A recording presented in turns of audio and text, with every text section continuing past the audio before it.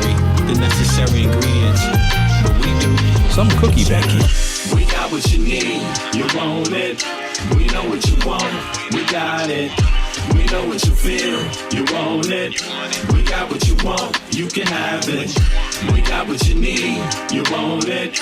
We know what you want, we got it. We know what you feel, you want it. We got what you want, you can have it. Orientation in this place we call Earth. Love from conception, from your mom, your birth. Pops planted the seed in the turf.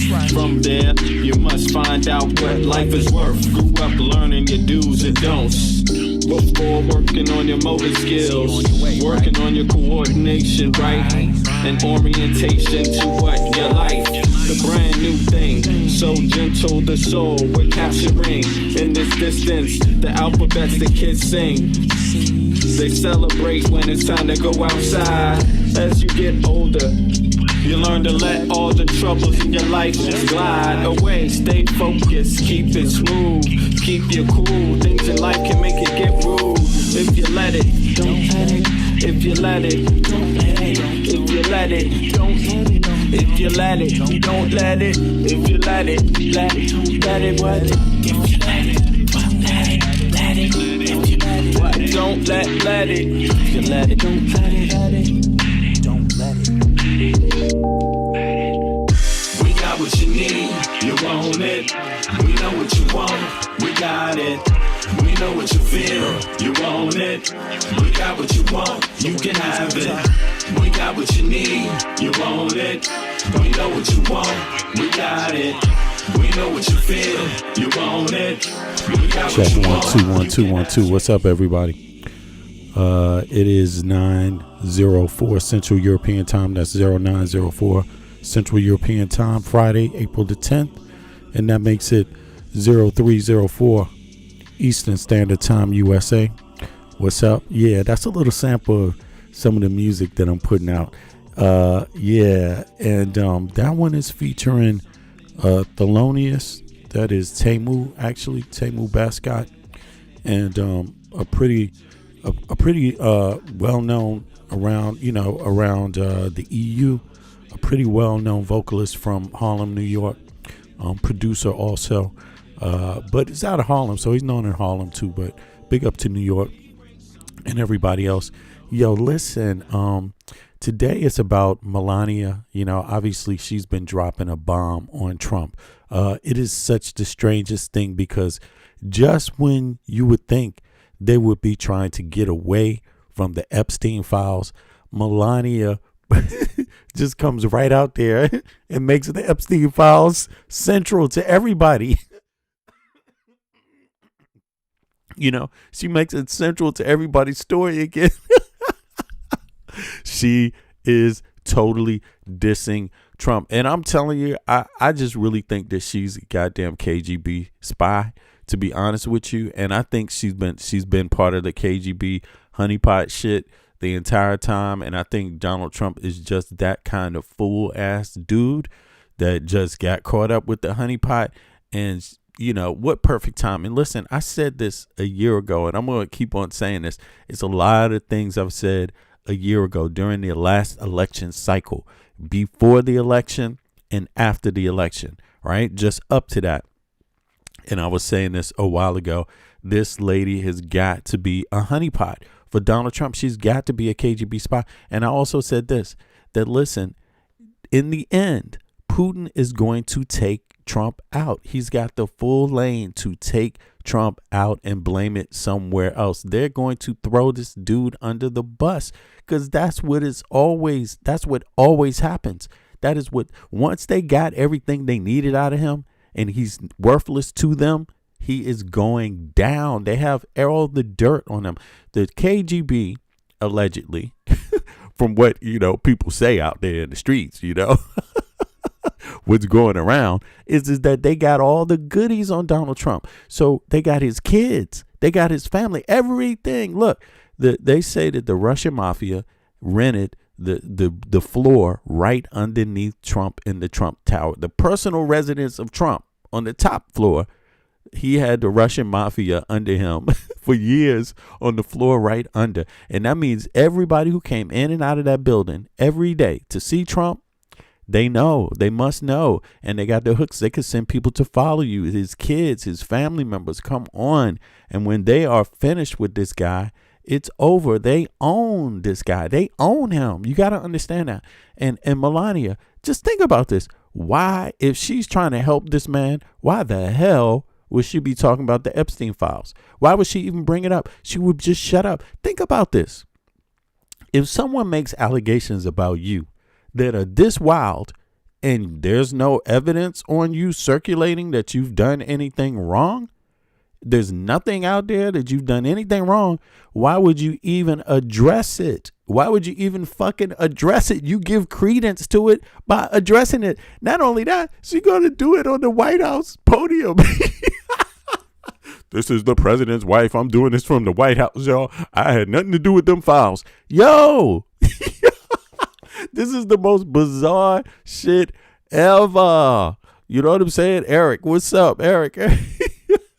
This is the most bizarre stuff ever. It is unbelievable. It's like a gift to the Democrats. It's like, it's like saying, you know what can I do right now to help the Democratic Party? Just to help the everyday American person. What can I do? I know what I could do. I could talk about the Epstein files. What could help things get back on track for the American people? Talk about the Epstein files. You know what I'm saying? Melania Trump is talking about the Epstein files from the White House. From the White House, out there talking about, I don't have anything to do with the. Nobody fucking asked her. Why did she feel like she was compelled, of all people, to come out and speak about allegations in the Epstein files when the real ones people want to know about are her fucking husband?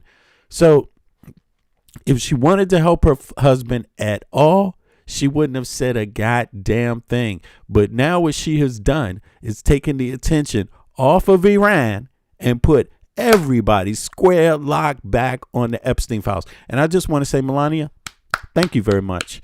Because a lot of people had a hard time doing that. Vloggers, bloggers, and vloggers and all of that had a hard time doing it because all this other crazy shit is going on with Trump. Not anymore. His damn wife came out and addressed the matter. So it is really nice. That was really cool. I don't know what possessed her to do that, but it was very, very cool. And I'm in a position where I take whatever I can get. Now, I don't have any issues with Melania Trump getting over on Trump winning. You know what I'm saying? Getting the bag. She obviously got the bag fucking with Trump. And Trump is the kind of dude that throws the bag around there and is like, look, I have all the money. You may as well like me. Right? I'm the person to like. I have money. And so he got all the ladies, they all going to get a bag. That's his relationship with the ladies. It's all about the bag, basically. That's what it is, And there's some out there that just take it because they figure, hey, what the fuck, man? The dude's throwing it out there like that. Why not take it? And so Melania got the bag. Trump got a friend of the KGB. Got a friend of the mama KGB up in the house dunking Trump, just coming out there. This may as well be Vladimir Putin on the phone. Tell you know what, Melania, I think you should start doing that today. That would be nice. And she went right out there and just started talking about those files. And I'm just saying, it is wild. Don't let people fool you. This lady had no reason. She had no stinking, frickin' reason. You know what I'm saying? To be talking about these Epstein files right now, unless she wanted to help everyone start focusing on the Epstein files. That's the only thing that could happen when she started talking about it. So here it is, y'all. This is Moments crazy. ago, Melania Trump just held a shocking press conference on the Epstein files. Amen. And Melania said that she's getting defamed by people saying that she had associations with Jeffrey Epstein and Ghislaine Maxwell. She says that there are photographs and statements and documents that are circulating about her. Basically, it's either she's throwing Trump under the bus or she sounds guilty as hell for doing it. Like, why would she even give credence to something that you claim you have no association to? It's just terrible. Her having connections with Epstein and Ghislaine, which she says are false and are defaming her reputation. She also calls for there to be congressional hearings. Congressional hearings. Amen, Melania. Whatever her name is, Melania. Yeah, great idea. I was thinking the same thing. Let's have congressional hearings about the Epstein files. Regarding the Epstein files, and that the victims and survivors should be permitted to testify publicly in Congress about their story. Oh, absolutely. That sounds like an excellent idea. Thank you again, Melania. I mean, wow. If you wanted to throw Trump under the bus, that's exactly what you would ask for. And you, the wife. The next thing you know, she's going to be on TV and shit doing all of the talk shows talking about, yeah, it is strange that Trump, that they won't release the rest of these files. She might as well say that.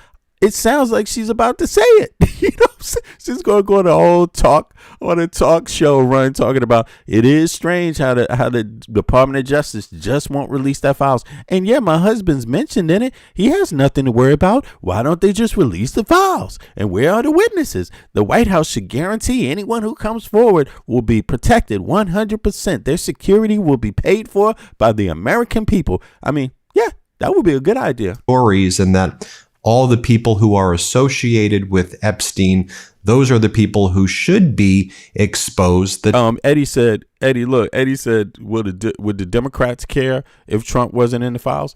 Yeah. Did MAGA care? Would MAGA care if Clinton wasn't in the files? I don't know. What do you think the answer to that is? But here's my question. Do you care, Eddie? I don't think Eddie cares. I think that's what that's about. I think whether you're Democrat or Republican, it shouldn't matter. Whether you're independent, I'm thinking the first thing that should probably come out your mouth is, yeah, release those files. I want to see them. Me, Eddie, want to see. Of this press conference from Melania Trump regarding the Epstein. It's like people out here, I don't want to see. It's like that lady that was like, I know what I want. I know what I want. I don't want to vote. I know what I want. It's like that lady. There's people out there. I don't want to see those files. Why do the Democrats want to see them files? I don't want to see them. Files, while we're looking to see if this fraudulent ceasefire that Donald Trump is talking about, is going to hold, or what the status is there, as the Strait of Hormuz is essentially still closed by Iran. How about all the people that say, since the Democrats want to see those files, I know what I'll do. I know. I'll tell everybody, I don't want to see those files. Just because the Democrats want to see them, that means I can't see them. Shut it down. Melania Trump delivers this press conference from the White House in Washington, D.C. This was very, very odd. Let me show you what went down here. Here, Melania Trump says that there are numerous fake images and statements about Epstein and me that have been percolating on social media. I'll play this clip right here. Let's play it. I'm going to play the whole thing, but I just want to see what Midas Touch said about this real quick. The first time I crossed paths with Epstein was in the year 2000 at an event Donald and I attended together. Damn, she could barely get that out of her mouth. Together. Yo, wow. This is amazing. I just think this is somehow karma works like this. It can't be explained. I think what happened here is they're fucking guilty. And when you're guilty somehow of real crimes like this, somehow your soul doesn't allow you to duck it. When you have power, the combination of guilt and power, the ego side, the worry, the part about the guilt gets to your conscience so much that you just spill the beans somehow. I think that's what this is. She just somehow had to come out and talk about it. At the time, I had never met Epstein and had no knowledge of his criminal undertakings. I mean, wouldn't you wait until a fucking criminal the DOJ investigate. Think about this. Wouldn't you wait until the DOJ comes and asks you questions before you start answering questions? What the fuck is up with this? This is bizarre. This makes no sense. This makes no sense. Like, no person who's innocent and just volunteers shit like this, especially when not asked. When not asked, no one fucking asked her. And she's out here with the American flag up in the White House behind herself, just offering everything. What you want to know? What do you want to know? I just met Jeffrey Epstein in 1990, just out of the fucking blue, offering all kinds of information. This is bizarre. Numerous fake images and statements about I ain't see any fake images yet. I haven't seen statements about her. I forgot about her ass. She's reminding me and shit. She's a former. Come on, Melania, tell us what shit is out there about you. Tell us all. about Epstein and Tell us about the dark net too. me have been and had no knowledge of his criminal undertakings. A criminal would say that. A criminal would say, I have no knowledge, because she's not under oath. Just think about that question. She's saying something very tactical when she's not even under oath. So her lying makes no difference whatsoever when you're not under oath. This was just yesterday, man. Yo, Eric, this was yesterday. This is yesterday. This is bizarre. This is how bizarre, how bizarre. She's answering deposition questions ain't nobody asked. And she's not even under oath. This is bizarre. I mean, it's screaming guilt. It's screaming fucking guilt. And my husband. It's a whole lot of weird shit here. Numerous fake images and statements about Epstein and me have been circulating on social media for years now. Be cautious about what you believe. Well, the only way we could be cautious about what we believe is if you release the Epstein files. We have to believe it because you ain't releasing them. What the fuck you expect people to do, to believe you're innocent when the exact shit about you they're refusing to release? It doesn't work that way. This is insane. It is crying impeach. It is. It's saying impeach because everybody knows why would this woman be saying this when no one has asked her to say anything? She is basically in the clear. She don't have to offer any information. And instead she's doing the opposite. She's saying, not only am I going to answer questions like I'm under deposition, but I'm telling you to the Congress should have a fucking hearing about the Epstein files. And you should invite all the witnesses, all the victims to speak. This is wild. Trump's ass is in trouble, yo. Trump is in trouble. This is not what a wife does. I'm sorry. This right here is either a very disgruntled wife or one that's trying to throw you under the bus. What do you think about that, guys out there? Guys, any of y'all been married out there? Any of y'all got me? Let me raise my hand. I have been. I would say, if your wife is doing this to you, spilling the beans like this, she probably does not like you a whole lot. You know what I'm saying? Images and stories are completely false. Shit. I'm not a witness or a named witness in connection with any of Epstein's crimes. It's like, have any of you seen Melania's modeling career? No. Nobody's seen nothing about her because it wasn't that great. It's like she's talking about it. My modeling career. No one's seen it. No one's interested. It's the same thing. Nobody is really interested in her and the Epstein files, and she's just bringing it all out. My name has never appeared in court documents, depositions, victim statements. I wonder, you know what this might be?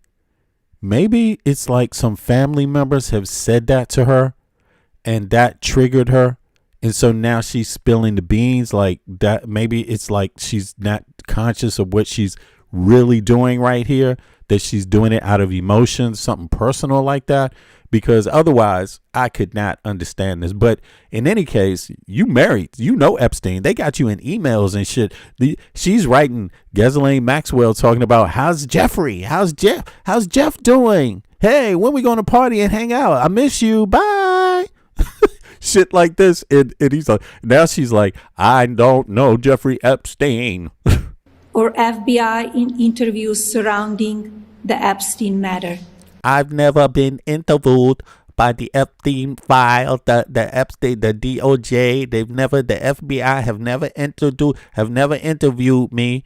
It's like, okay, so do you want them to interview you? Is that what that's supposed to mean? FBI, you missed somebody, interview Melania, she got something to say.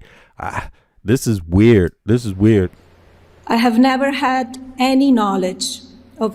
I've never had any knowledge. What is going on?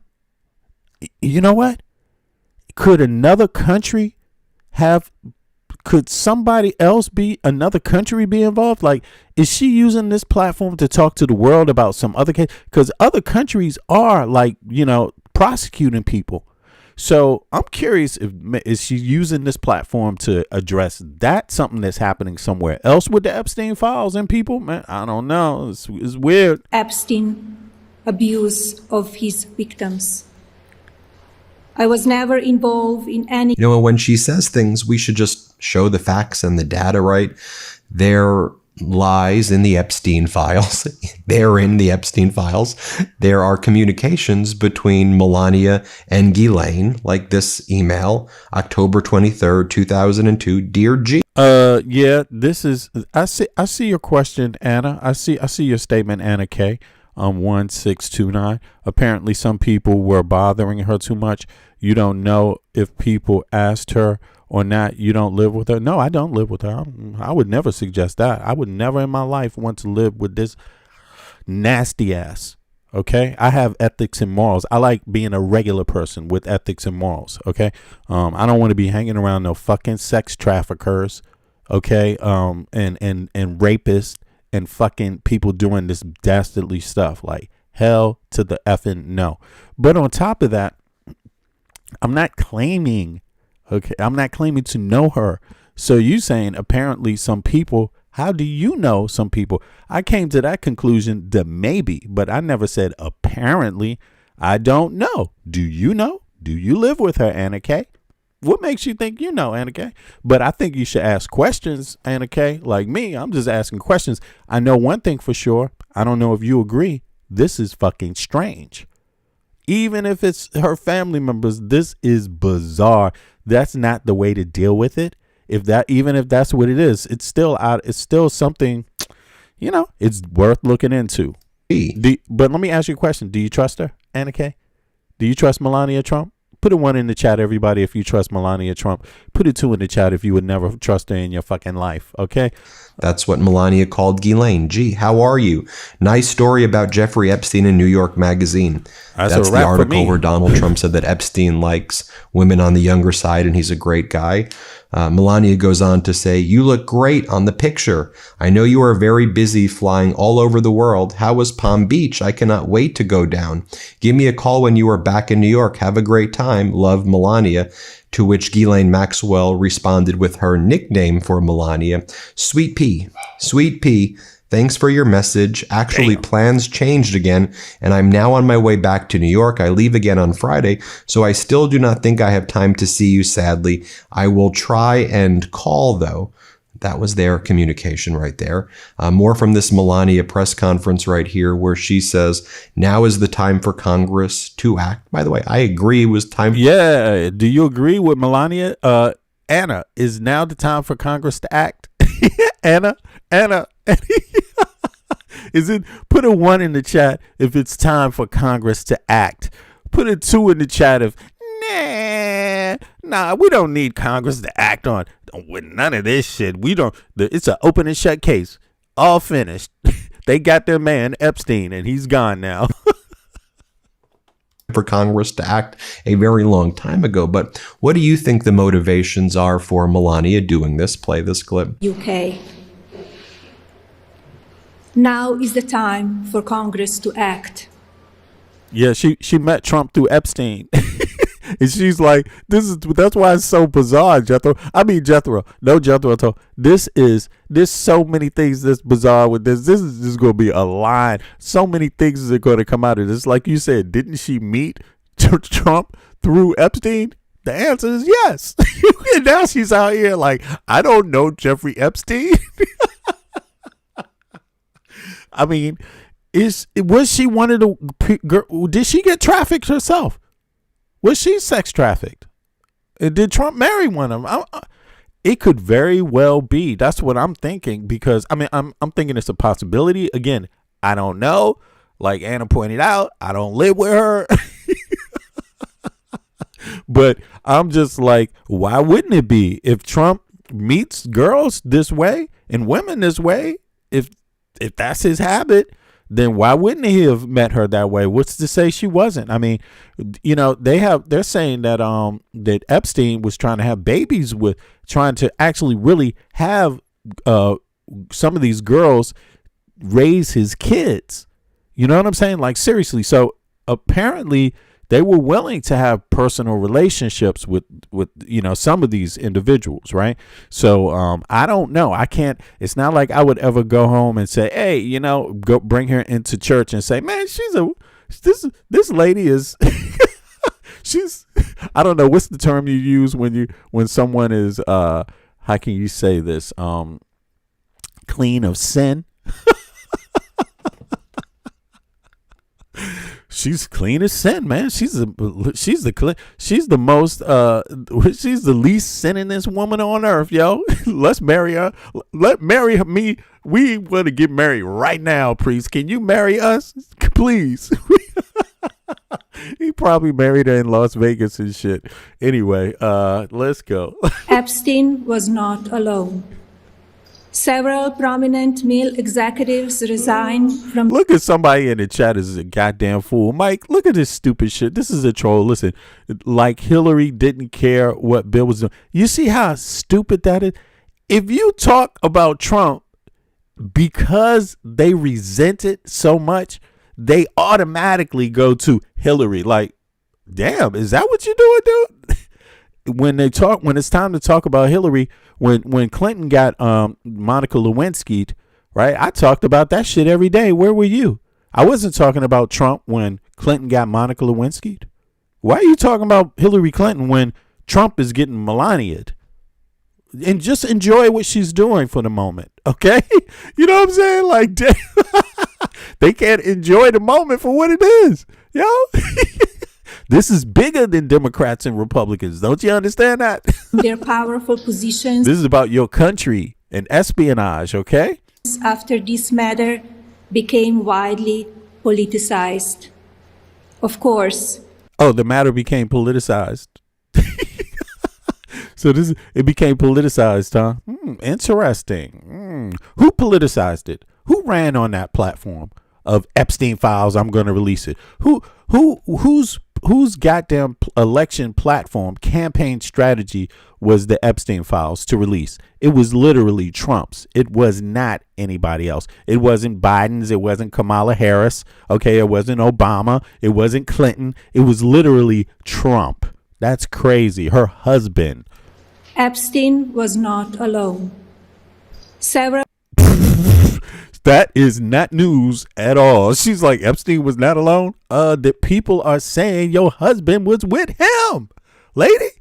So how can she be listening to the news and the false rumors and she doesn't even, or quote unquote false rumors, and she doesn't even know people are saying her damn husband was down with it? How's that possible? But what do you think Now is the time for Congress to act. Oh, Mike is a damn troll. Yo, Matthew, Mike is a troll. Don't he? You know, Democrats are desperate when the only thing they have to attack is the first lady. Somehow it sounds like a computer wrote that. Is your last name VQ8ZW? Epstein was not alone. Several prominent male executives resigned from their You know, these people want me to go and go back and play some Monica Lewinsky tapes. That's what this is about. You know, I have to play Monica Lewinsky before I'm allowed to play what this lady just said last night, less than 24 hours ago. I have to go to Monica Lewinsky default first. This That's crazy. for Congress to act. Epstein was not alone. Several prominent male executives resigned from their powerful positions after this matter became widely politicized. Of course, this doesn't amount to guilt, but we still must work openly and transparently to uncover the truth. I call on Congress to provide the women who have been victimized by Epstein. Do you think Putin is making her say this? Put a 1 in the chat if you think, because she's saying these things, but she's reading obviously from a script, but it doesn't seem like she's too happy to say this stuff. Yeah, it seems like she's saying it maybe reluctantly. Does it seem like that? If you think she's saying it reluctantly, put a 3 in the chat if you think she's saying this reluctantly, like somebody's making her say this for whatever reason, who knows. And put a 4 in the chat if you think nah, she seems fine here. She seems fine saying this. With the public hearing specifically centered around the survivors. Give these victims their opportunity to testify under oath. You know, you got to understand, this is exactly the opposite of what Trump's administration has been trying to do. So when she says it and she doesn't seem happy and she's reading it from the script, the only thing I can think is Putin making her say this? Is Putin like saying, yo, I got you, lady. I'm going, you know, it's over for you, your family, your cousins, your kid, everybody. Like, because this obviously is going directly. Everything she's requesting is the exact opposite of what Todd Blanche wants to do, Pam Bondi wants to do, goddamn Caroline Levitt wants people to do, Trump wants people to do. Also, who else? Ghislaine Maxwell. This is the exact opposite of what Ghislaine Maxwell would want people to do. I mean, you got to understand that this is totally opposite from anyone else close to Trump, close to the situation that's public, that is, you know, has power, wants anyone to do. So you got to ask yourself, so then why is she going out on a limb? It's not that she's just saying it. It's not that she's just thinking it. She went out on fucking TV and is saying this. So if you don't do it, that's really, really, really strange. There's something not right here, you know? So I'm just observing. I'm just observing. In front of Congress with the power of sworn testimony. Each and every woman should have her day to tell her story in public if she wishes, and then her testimony. Can you believe? Listen, that I agree with her 100%. She is giving guidelines for how Congress needs to allow the victims to speak word for word. This is crazy. In front of Congress with the power of sworn testimony. Each and every woman should. She's saying they have to be sworn in under sworn testimony. Have her day to oath in front of Congress with the power of sworn testimony. Each and every woman should have her day to tell her story in public if she wishes, and then her testimony should be permanently entered into the Congressional record. She's giving direct statements. These are specific directions. Hey, Mike, don't get me wrong. I like opposition, but I like real opposition, and you obviously a troll, man. So I'm sorry to say that, because you're writing really weird stuff. Anybody that knows me, you know, this dude said, Danovich, what's up? This dude said if this guy attacked a Democrat woman like this, they would probably take him off of YouTube. Man, I don't know where Earth planet you living on, dude, but sorry. You won't be back here, man. You just too weird. That's too lame. I'm sorry. That you if that's what you think, then why you here, Playboy? All right, get your ass out of here, whoever you are. And I'm pretty sure the person is not named Mike. So but anyway, let's continue. I will talk about, I'm not even attacking her. I will talk about anyone I see fit. And again, Republican, Democrat, wow, why don't you care about your country regardless of if you're Republican or Democrat? Like, why doesn't the Epstein files hit people like, damn, my country is in trouble? Why does it hit you like, I'm a Democrat or I'm a Republican and the Epstein files is why are you still caring? Like, what's wrong with you? You don't see something is terribly wrong? Every single person, Republican or Democrat or independent, what the fuck does that have to do with defending your goddamn country? You're in trouble because of these Epstein files. There's no excuse. This is not the time to be sitting around saying, oh, but he asked for the Epstein files in a rude manner, so no, I don't want him out.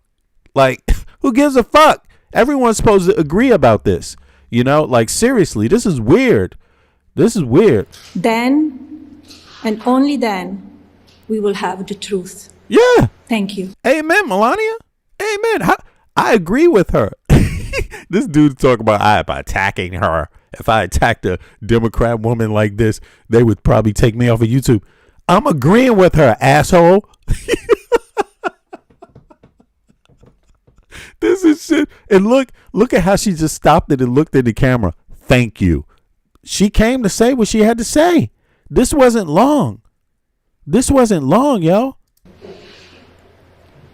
Now is the time for Congress to act. Epstein was not alone. Several prominent male executives resigned from their powerful positions. Is she trying to say Trump should resign? Several powerful executives have resigned from their positions. Trump's an executive. After this matter became widely politicized. After this matter became widely politicized. Yeah, that's true. Many executives. Trump's an executive. Of course, this doesn't amount to guilt. Okay, it doesn't amount to guilt. So is she saying Trump should, is she laying the groundwork like that? Trump is going to step down. It doesn't amount to guilt. Is that what this is about?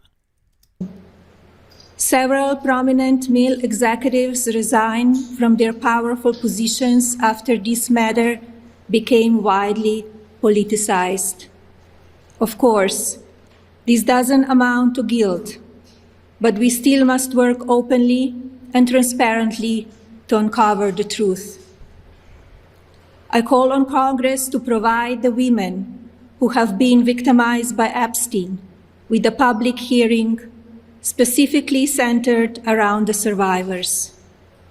Give these victims their opportunity to testify under oath in front of Congress with the power of sworn testimony. Wow. Each and every woman should have her day to tell her story in public if she wishes. Look. And then her testimony. Oh my God. Look at this. Somebody wrote this in the chat. You can't see it, but I want to show it to you. Look. Palm, where the hell did he go? Did he get removed? Oh, you guys only saw it for 1 second and then it got removed. Somebody named Palm wrote, no, there it is. There it is. Pompey Meek, I don't know what that is, said she's a filthy lying idiot. But what is she lying about here? I know she's a filthy lying idiot, but what is she lying about here? Here, she sounds pretty accurate. I don't know why. I don't know her motive for doing the right thing this time, but she seems pretty accurate about. Do you disagree with her?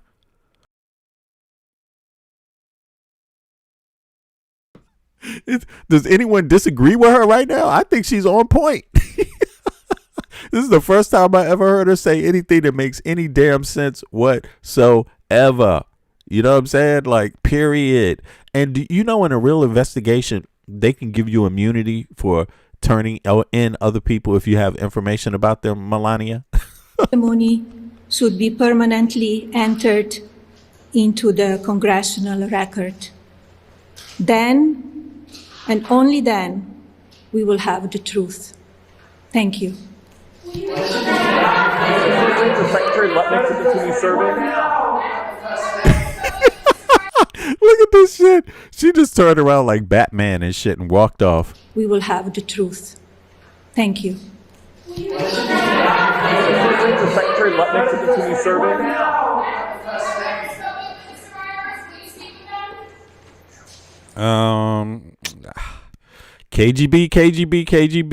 KGB in the house.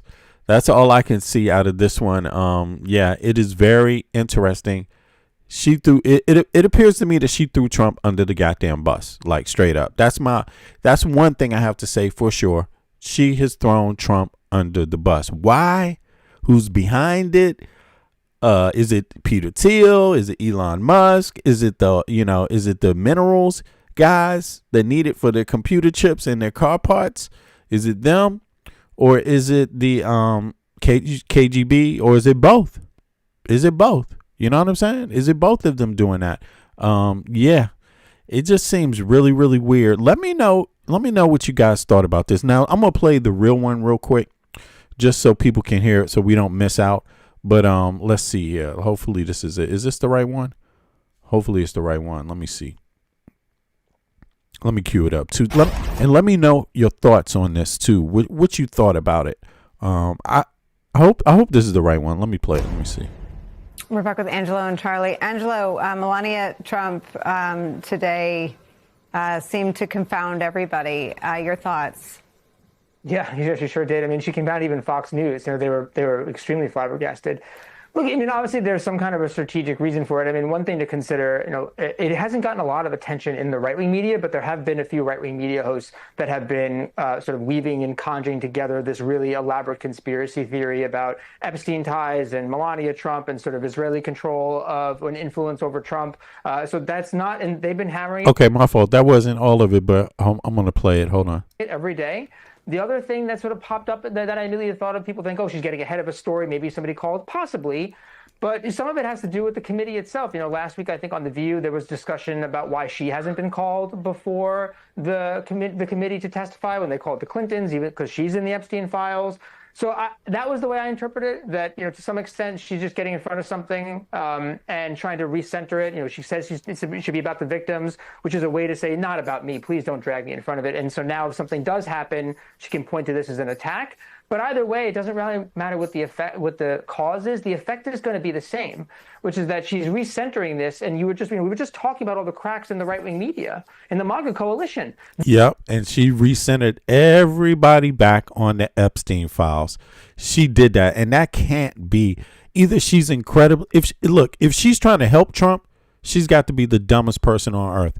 But maybe she is dumb or something. Maybe that is when she just totally doesn't realize that this, as far as Trump is concerned, this is exactly what you wouldn't want to do if you wanted to help him. But yeah, for some reason, she's put everybody back in the center of the Epstein files.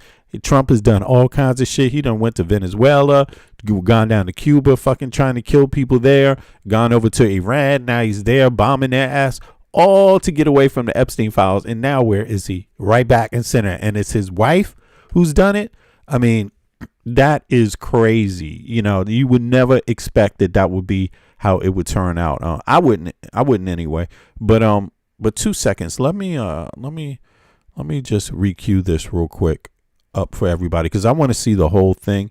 So let me just cue this. 2 seconds. I pulled up the wrong video the last time. So here we go. Now I have the actual real one, the whole entire speech. I don't want to miss it. Right. I don't want to miss one word since we started off there. There's a lot of other news that's just equally as insane today for some reason. So it's a good news day. But here, let's watch the White House version of that event of Melania throwing Trump under the bus. Amen, y'all. Thank you. Finally, my tax dollars are working. Finally, you get something for your tax dollars, something real, something you can enjoy. Good afternoon. Some free voluntary information. The lies linking me with the disgraceful Jeffrey Epstein need to end today. The individuals lying about me. it started off about her and me. Is it that she has an ego like Trump and the egos are just getting her ass out here doing this? Or is it like she just got to start somewhere like me? But if you just think about this, she's coming out here. This is a self-confessional, apparently. I mean, we're supposed to take it as a self-confessional, right? And she is telling the world, whether you believe her or not. I don't believe her. But I think this is the part where she probably did lie to make up an excuse about why she's about to say everything else that she's about to say. But if you want to believe it, you know, how it's structured is that she's trying to tell everyone that she's coming out here for herself. This is about her. She wants to clear her name. And that's how she's going to do it. And then she just fucks over everybody else. It's like, I need to clear my name, but many executives have been fired, and that doesn't mean they're guilty, but and many more need to, and the girls need to come out. So in other words, all the victims, she wants all the victims to come to Congress to clear her name. Is that what you think is going on? Devoid of this shit is bizarre. ethical standards, humility, and respect. I got to start it over because I don't believe a goddamn thing she's saying. I'm sorry. Here, just pay attention. Here it is. I'm not going to stop it. I'm going to let it play this time. Good afternoon. The lies linking me with the disgraceful Jeffrey Epstein need to end today. The individuals lying about me are devoid of ethical standards. The individuals lying about her are devoid of ethical standards. And what does she want to clear that up? She wants all the victims to come to Congress and testify under oath. Wow. Does she need all that to clear her name up? Okay. Humility and respect. I do not object to their ignorance, but rather I reject their mean-spirited attempts to defame my reputation. Reputation? Reputation? This lady's reputation? She's trying to clear it up? We thought you didn't give a damn.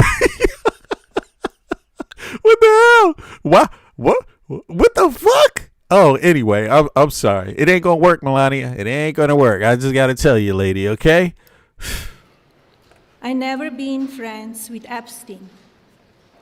Donald and I were invited to the same parties as Epstein from time to time, since overlapping in social circles is common in New York City and Palm Beach. What a generic ass statement. No, duh. This is exactly what Trump said. I just went into it. Everyone is saying repeated the same goddamn lines over and over and over. Who hasn't said this? Wexler said exactly verbatim, exactly what she said. You know what I mean? And you think he's innocent? You think Wexler he's just ignorant of everything? I'm just a billionaire who owns a whole fucking town, founded a whole town with millions of people living in it and shit, and I just don't know nothing about people. I'm just here with sex traffickers. I'm totally unaware. Okay. To be clear, I never. But she's a model though who came from Eastern Europe, and Jeffrey Epstein is the reason why she knows Trump. It's just a coincidence. That's all. Had a relationship with Epstein or his accomplice, Maxwell. My email reply to Maxwell cannot be categorized as anything more than casual correspondence. I wonder if she got her visa from the same office at the same time from the same people that gave other women the visas that were sex trafficked from Eastern Europe. I wonder if she's part of the same grouping, the same fraud that was committed. I'm just curious. That to me, that seems like an obvious question to ask, since they do know that the Department of State was involved, complicit somehow. You see what I'm saying? So with Epstein getting these visas, like they fast tracked these visas somehow, or they did something. You know, I don't know how easy it's supposed to be to get those visas that way, but hey, you know, this is what people allege about others. So why wouldn't that come to mind when thinking about how she got her visa? And she did say she was a model, and a lot of them came over as something like that, right? Models at some time, or yeah, something like that, or whatever. And I'm sure they probably had 2 or 3 different titles they gave people, right? I mean, I'm just saying, a lot of the victims were models, all right? The polite reply to her email doesn't amount to anything more than a trivial note. I am not Epstein's victim. Epstein did not introduce me to Donald Trump. Okay, so that is a key part of it right there. So just what I was saying, this is what everybody wants to know. Was she down with the sex trafficking? So she's admitting it now that that's apparently to her, from her perspective, she doesn't like people trying to say that she was down with it, that she knew more things about it, and that she's been trafficked. Just like I just said, is she? I'm asking. I want to know. But her telling it is not. That's not what people want. No one wants to have to believe Wexner. No one wants to have to believe anybody anymore. We just want the files out. Fuck believing people. We want to know what we don't know. And you know, okay? It's crazy. I met my husband by chance at a New York City party in 1998. This initial encounter with my husband is documented in a detail in my book, Melania. I mean, like people don't like just what do they call that? When embellish when they're writing their own personal book about themselves and shit. She's like, no, I didn't embellish 1 second. The first time I crossed paths with Epstein was in the year 2000 at an event Donald and I attended together. Like, what's she going to say? I met Trump with Epstein, the sex trafficker, through Ghislaine Maxwell. They personally sat down with me and said, this is my friend Donald. Is that what she's supposed to say? At the time, I had never met Epstein and had no knowledge of his criminal undertakings. Numerous. You know, it sounds very criminalish. Because why would she make a point to make that particular statement?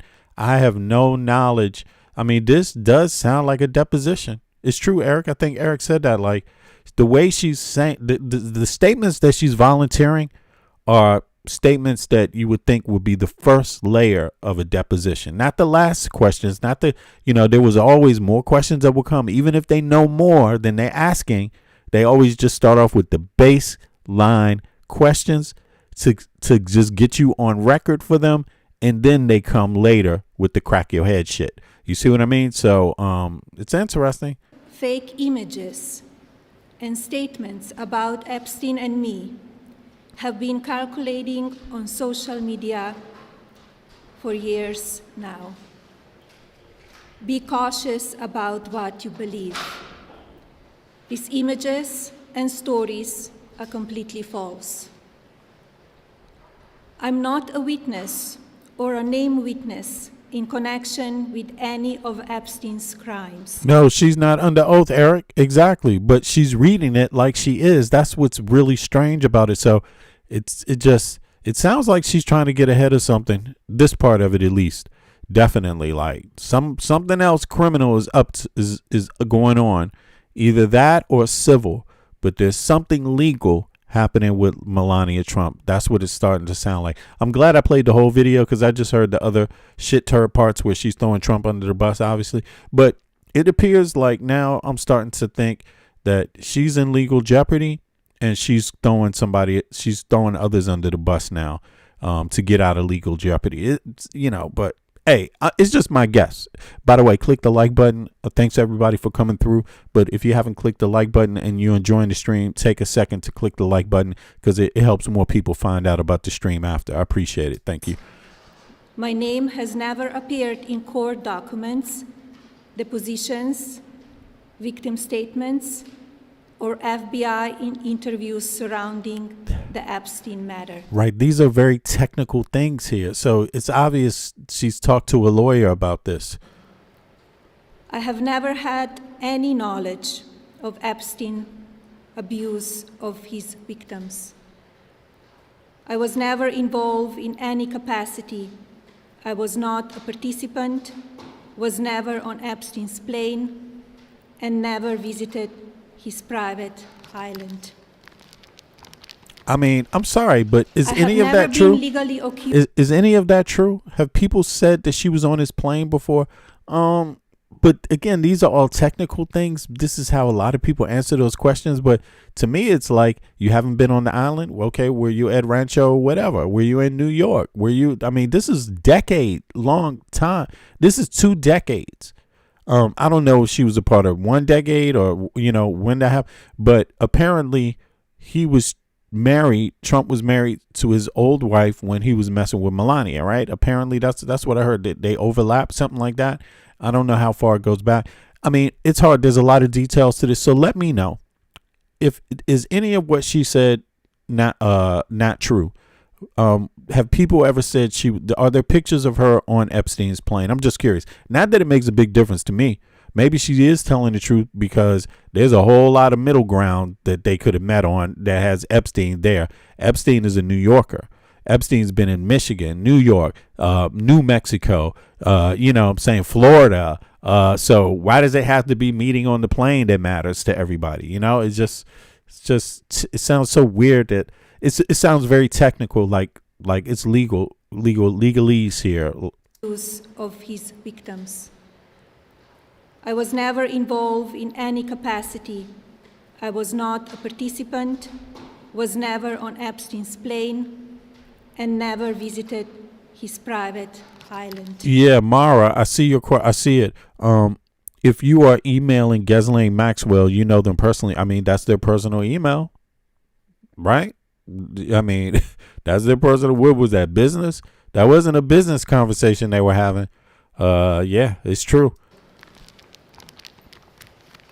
I mean, they have her documented writing Ghislaine Maxwell asking about Jeffrey Epstein, asking how he's doing. It was a very personal email, so I don't know. Yeah. I have never been legally accused or who the fuck says something like that? Did you hear what she just said? She said, I've never been legally accused.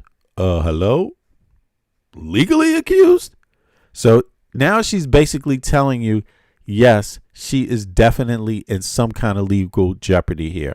Like somewhere, somehow, whether it's civil or criminal, from what country. You got to remember, she comes from another country.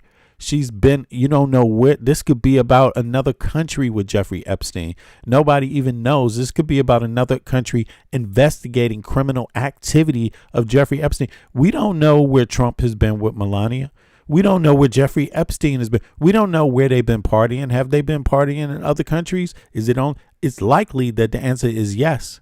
They've been in other countries together, partying and whatever else, whatever else their life has going on. But I'm not saying that's what it is. I'm just saying a number of things pop in my head when I listen to her speak. She's talking about legally accused. Who says that? You either been accused or you haven't been. But she says, I've never been legally accused. So she's been accused. She's been accused. But she's never had a judge or a criminal prosecutor accuse her. That's what that sounds like to me, or some, surrounding the Epstein matter. I have never had any knowledge of Epstein abuse of his victims. I was never involved in any capacity. I was not a participant, was never on Epstein's plane, and never visited his private island. I have never been legally accused. I've never been legally accused. That's just the strangest thing to say. I don't. I have never been legally accused or convinced of a crime in connection with Epstein's sex trafficking, abuse of minors, and other repulsive behavior. Dennis, I see you. The false smears about me from Robbers. mean-spirited and politically motivated individuals and entities looking to cause damage to my good name, to gain financially and climb politically, must stop. Okay, gained financially. So she's talking about a civil suit, maybe. My attorney Oh, damn! Are the victims suing her ass? Is that what this is about? Okay. and I have fought these unfound and baseless lies with success and will continue to maintain my sound reputation without hesitation. Yeah. Mara says our first lady can't speak English. Yeah, it's correct. You're absolutely correct. She could barely get it out of her mouth. It has to be right in front of her, written. It's got to be a written statement and shit. She could barely get it To out. date, several individuals and Which means she spends most of her day speaking another language, pretty much. companies have been legally obligated to publicly apologize and retract their lies about me, such as Daily Beast, James Carville, and HarperCollins, UK. Now is the time for Congress to act. Epstein was not alone. Several prominent male executives resigned from their powerful positions after this matter became widely politicized. Of course, this doesn't amount to guilt, but we still must work openly and transparently to uncover the truth. I call on Congress to provide the women who have been victimized by Epstein with a public hearing specifically centered around the survivors. Give these victims their opportunity to testify under oath in front of Congress with the power of sworn testimony. Each and every woman should have her day to tell her story in public if she wishes, and then her testimony should be permanently entered into the Congressional record. Then, and only then, we will have the truth. Thank you. All right, so let me know, what do you all think about that? Like, what comes to mind when you hear this? Now let me just go back. I just want to go back. What in the world just happened moments ago? To Midas Touch here, and just follow up on something. See what else he did. There's some other reporting here. Now here we go. Here, check it out. Harness, who's on the Midas Touch Network and has his own great independent media company as well, says the Melania Trump statement on Epstein is not just odd in timing, but it's odd in substance. The DOJ is required to interview survivors, not Congress. Melania admits others were involved with Epstein, breaking from Donald Trump and Trump's DOJ. And why now? Doing it during the war is something. I mean, this is pretty unusual stuff. I mean, are we going to be learning more stuff coming out? It sounds like it. It's true. Very true. Pipelines? I mean, what's really going on here? Then Melania says, I've never been friends with Epstein. We're just invited to the same parties from time to time. Here, play this clip. Okay, we saw that. They're just invited to parties from time to time. Yeah. We know that. All right. So The false lies of Epstein, the lies linking me with the disgraceful, the individuals lying about me are devoid of ethical standards. Are there survivors or saying that she got something to do with this? Is that what she's trying to say right there? I'm very curious about what that statement means. And like I said, her statement is very technical, so it could be you have to be cautious about how you interpret it, because there could be a lot of aspects to it, like you look at her statement as a slithering legal statement, like something a snake makes, and it's the whole idea is to not be too direct about what you're trying to avoid. You want to leave some kind of gray room so people can't just easily know what what the fuck is going on, right? You don't want to offer free information, especially if you're in legal jeopardy. But there is something there, and yeah, it raises a whole lot of whats. What is the something? And obviously it's more than one thing. But what are those things, At multiple different, right. We have some. So look, she's claiming she don't know Jeffrey Epstein, but she knows the hell out of Ghislaine Maxwell, and and look, this is crazy, man. Anyway. Melania, Ghislaine, Jeffrey Epstein, and Donald at multiple different functions and events. There are, of course, those. So she didn't know Jeffrey Epstein. I mean, I'm not trying to even chase Melania down and drag her ass into prison. That's why I said earlier, is she in pictures of, has she been? Because if I think about it, it seemed like she's already been hanging out with the dude. I'm not keeping a file or their ass. Wrong. Look, you've been here. But Midas Touch has been. And this is one of the pictures. This is so weird. So when you hear her like, I only knew Jeffrey Epstein and, I never knew him. We were never friends. Here's the picture. Here are the pictures. He used to date her. This dude said that he used to date Malania. He's already come out and said it in emails. Like, what the hell is going on here?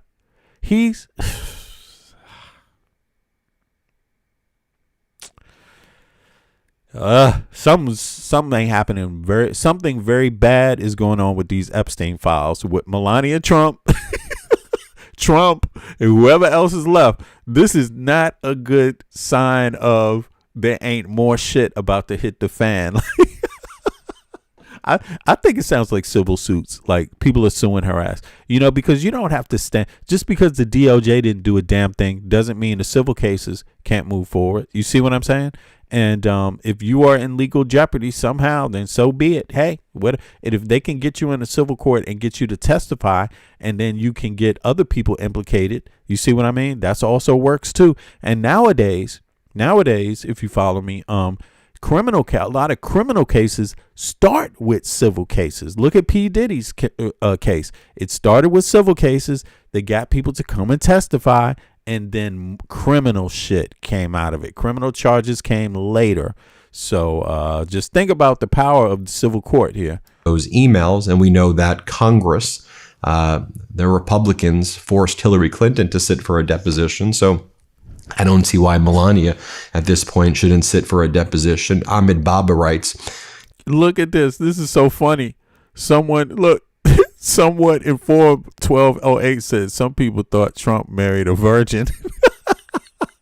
Some people did. I mean, these people with Trump derangement syndrome definitely thought Trump married a virgin because they out there capping for Trump every single day. Why did you already see some people came in the chat already? If you talked about a Democrat, they would take you off YouTube. I bet you if you went after Hillary that way, they'd take you off YouTube. If that ain't Trump derangement syndrome, I don't know what is. But yeah, it's people that thought she was a virgin. And it's people like that, that think she was a virgin, holier than thou. Man, that lady's a good woman. Stop talking about her, man. You attacking her? If you attack the Democrat like that, they take you off YouTube. What the fuck? This was so random. To my knowledge, there was no... Don't attack my sweet baby. She's a virgin. notable discourse recently about Melania's ties to Epstein. All eyes have been on the Iran war. What prompted this? Is something about to drop? Mother Melania. Come confess to Mother Melania. She'll take your confession. She's holier than thou. To me, the first lady just injected Epstein back into the news cycle unprompted. One other thing I'll point out about this bizarre Melania press conference, she said all of that stuff, and then a reporter tried to ask her a question. So based on what you're saying, don't you think that Howard Lutnick and others who are in the Trump regime, don't you think they should resign? Like, what do you think about Lutnick? And then Melania just kind of storms out and walks away. Here, watch this. And only then we will have the truth. Thank you. For Secretary Lutnick to continue serving. Diva. That was a diva move. You go, girl. Shut the doors. She even used the White House podium to do this shit.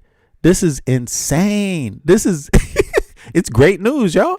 Excellent news. I didn't expect to hear. Now, let me just go further. I want to see what some more of this was about before I turn to some other bizarre news, because there is some more bizarre news, y'all, and some interesting news. Not only bizarre, but I want to hear a few more things about Melania's crazy ass.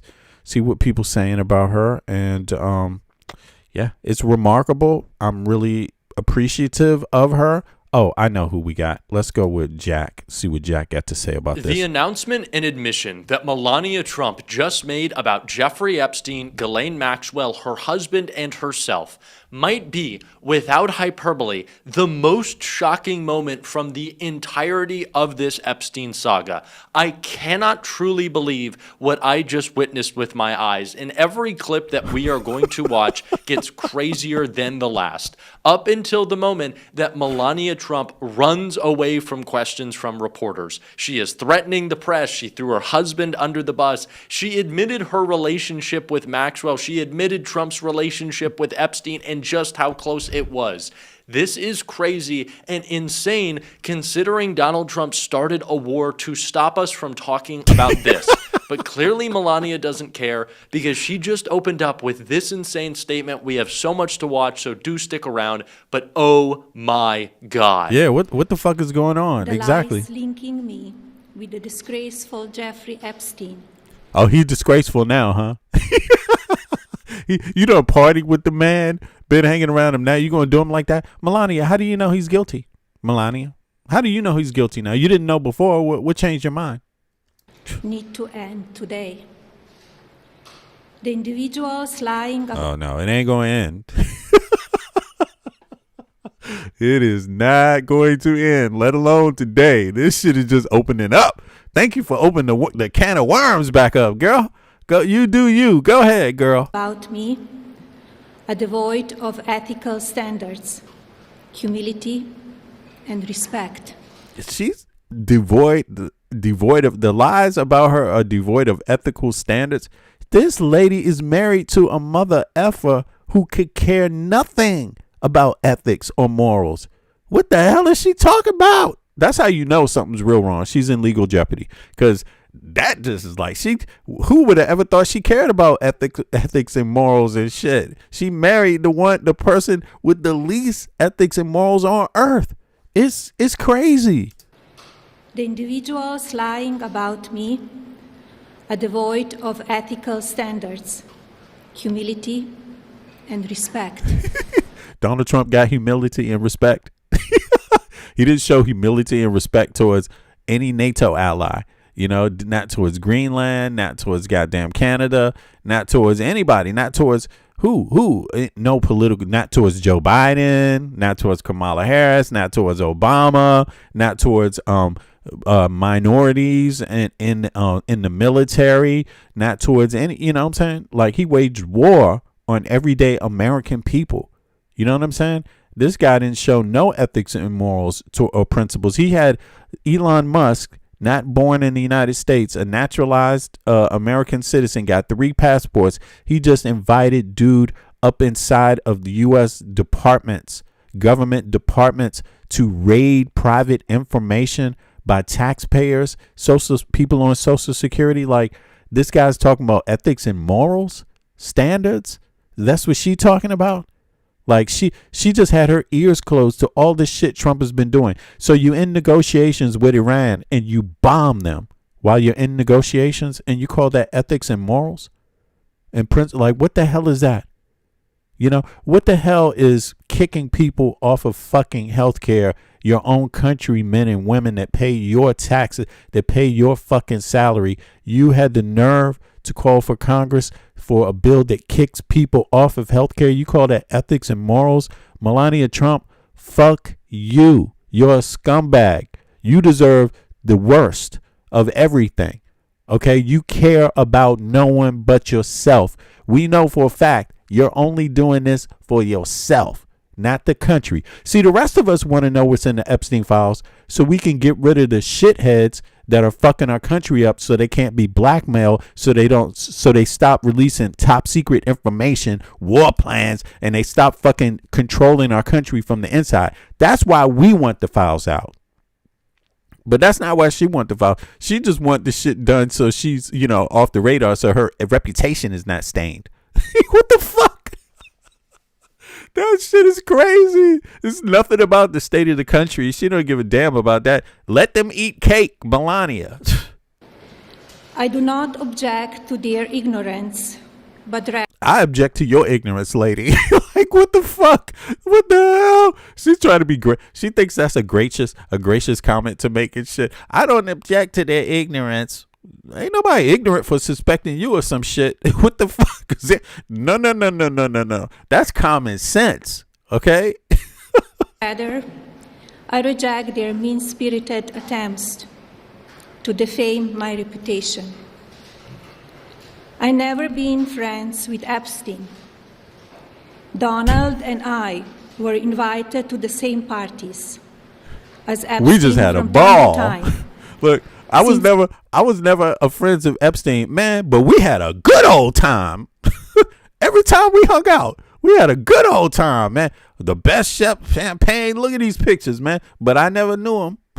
Overlapping in social. I just rode in this motherfucking limousine and shit. Rode in this goddamn, $300,000 car. Just hung out, and it's like. But I didn't know him though. We just shopped together. Circles is common in New York City and Palm Beach. Mm-hmm. Exactly. None of the billionaires know each other, by the way. She forgot to mention that. It looks like they all do. It looks like they hanging out at private clubs together, places regular people can't even get a motherfucking reservation at. It looks like that, drinking the best wine together in the same room, hanging out. But that's just all business. They don't have personal lives together. To be clear, they hang out with broke people like you.